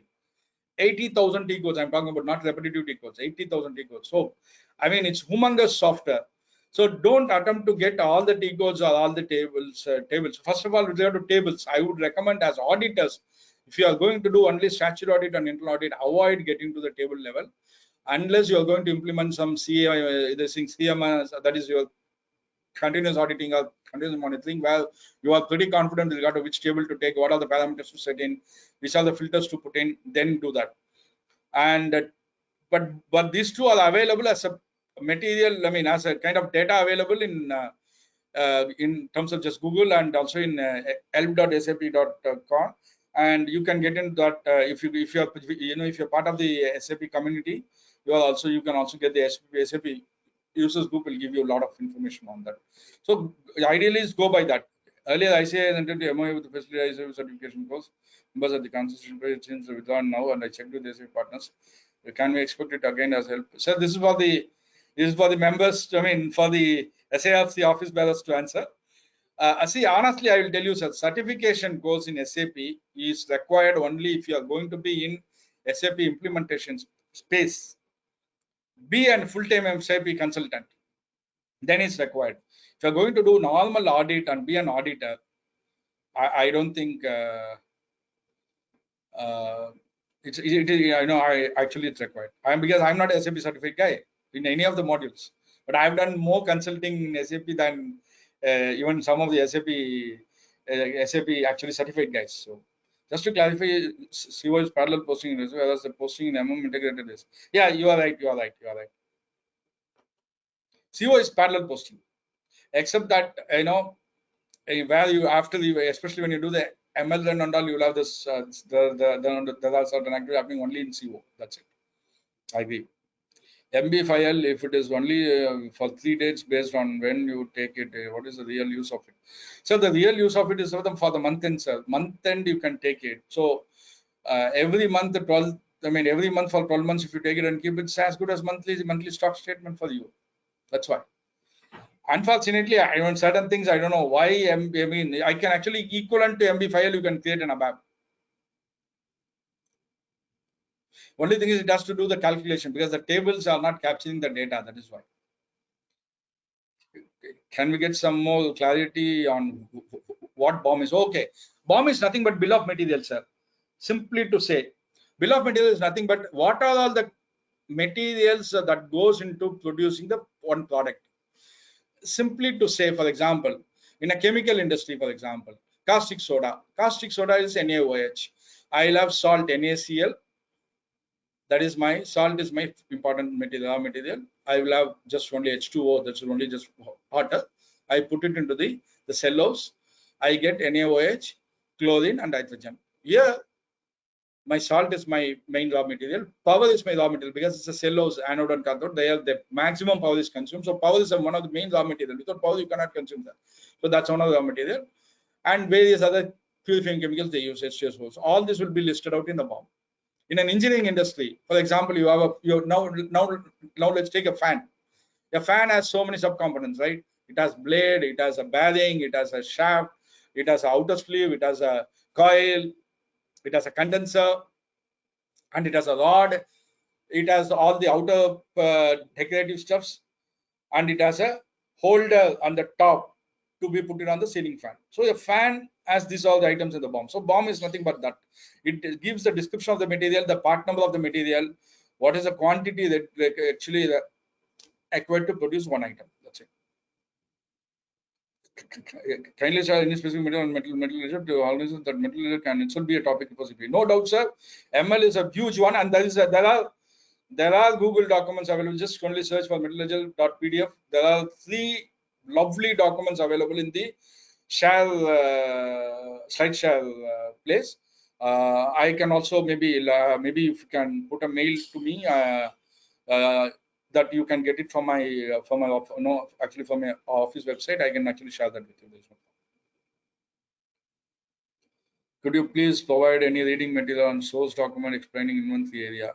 MLS valuation, activity costing. So inventory as an area, I know CO, I couldn't do justice because in 3 hours I have to cover everything. So there are materials available. I can share some of them with you. Maybe you can have a look at it. See, actually, I can tell you 99, I can say 99.99% of my knowledge came only from Google and YouTube. Now, earlier by talking to certified people, working with the various clients, that's it. How do we manage to obtain certain reports and inventory which are at a point of time? We ask clients to see, okay, only that MB5L alone, because of the closing value as per GL, that can also be taken in other way. MB5B, if you take MB5B on a closing date, if you take, it will come with the value itself. So you can take MB5B with value also. Only thing is it has to be tallied, totaled up. Some item will not come. You have to tally it up and all. It's a process. MB5L will. There are other methodologies to tally it, so there is no problem there. But ideally, to ask the client to keep it ready, that's also fine. Or you can send your team also on every month and closure date, last day. You can do that. If they have a ML run process, it should be taken after the ML run. It should not be taken before the ML run. So all the codes and observations used in SAP application and the specific presentation. Change it to SAP. So of course, I know I tried to avoid as much as possible observations. I tried to use maximum. There are no single, so it's a huge, as I said, it's a humongous software. SAP is a humongous software. To be frank, what I know is minuscule, because despite working in that for 2 decades, there are so much that people do. Because each industry has its own uniqueness. Oil and gas has its own uniqueness. Automobile has its own uniqueness. Fertilizers have uniqueness. Chemical process industry, engineering industry. For only those companies which are in project systems are different. So that's a challenge actually. Yeah. Is there an option to extract the ledgers having only opening balance?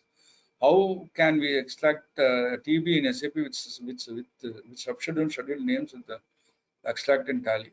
So first, remove the tally mindset when you're working in SAP. That's always used to tell people, because what you see in tally, you need not see in SAP. You need to see what you need to see in SAP. What you can do is you can get the TB, first level TB, which is GL. TB means it's only general ledger TB, number one. Then you will have to take AP balances separately. AP balance is nothing but, I've given the T code for that. AP balances are separately available. AR balances are separately available. So you have credital data. For the inventory, I gave you MB5L. You got that. Asset module, you have a FAR register. So like this, you get the subschedules. Where it is a GL's own subschedule, where there are no other submodules. It is not a reconciliation head. Then you can get it from directly from FBL3N itself by running the open items. That is your schedule. I mean, you mean to say, I mean, I don't know whether you're asking about schedule. Subschedule means your P&L notes. The P&L notes, the grouping itself is like that, sir, in SAP. So there is nothing need to be worried about. Straight away, if you put F.08 or whatever is the T code which I gave you, you can do that. So how to take sampling in SAP and what with the logic of audit analytics? Very good question. See, sampling in SAP is a must, and you need to go by scientific sampling. Use CAT tools like IDEA or the ACL or something like that. That will help you. And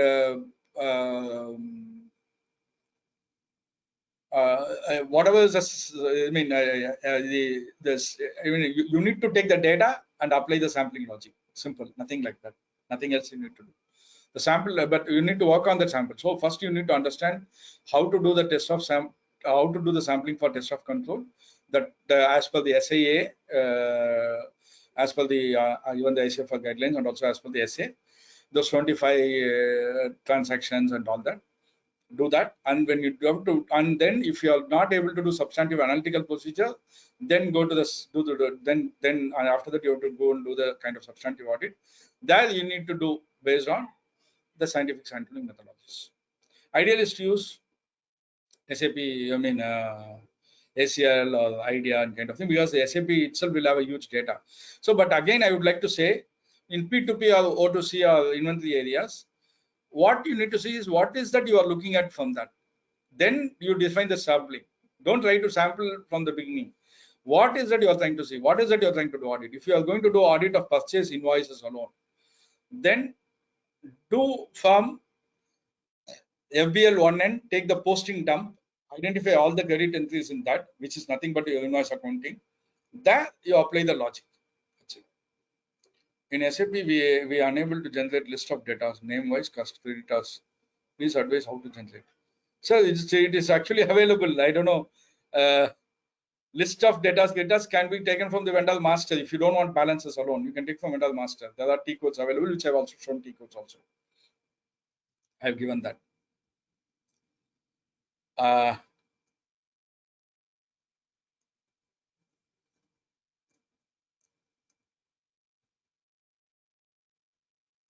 What is the next one?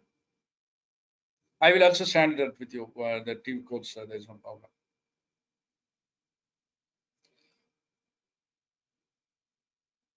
That's it.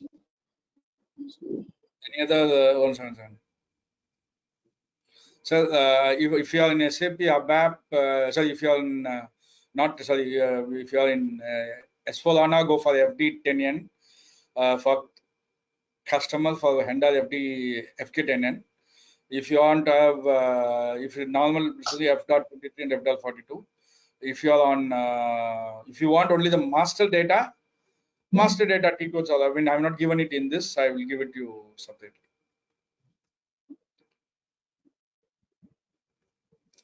Can you please throw light on reserved quantity in MM1?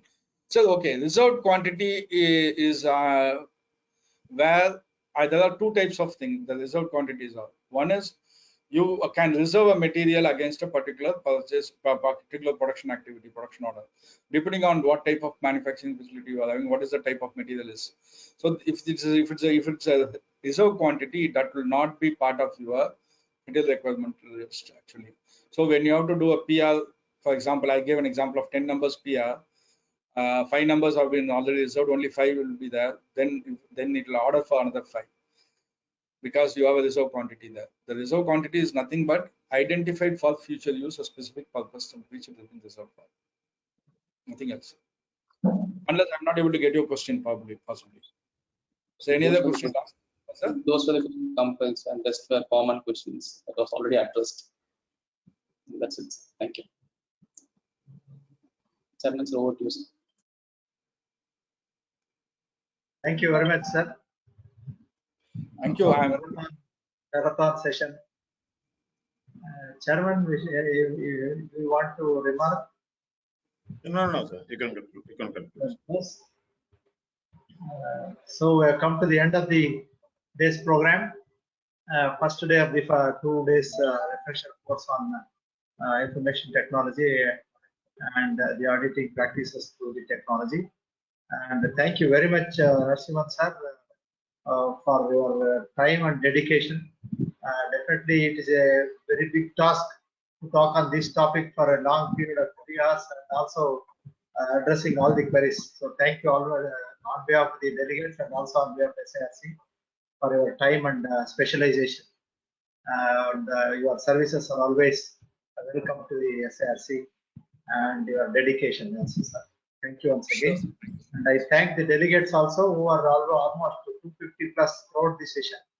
And this shows, this gives inspiration to the speakers as well as the organizers to conduct such programs frequently also.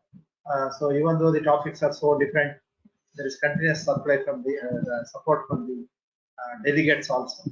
So that shows the interest that they have in each subject, and also seeing the questions they have asked and raised shows the interest and the opportunities that they want to grab in this area of practice. So thank you all delegates. I thank the chairman for selecting this topic, and we are here tomorrow for the second day. And also tomorrow is a 2-hour session, and we will have another very enriching day. For the day, thanks. I again thank you, the back office of SIRC and also technical support by Cellulite. Thank you very much, sir. Narasimhan sir. Thank you, sir. Thank you all for Thank you, sir. Thank you so much, sir. Narasimhan sir. Thank you. Thank you, sir.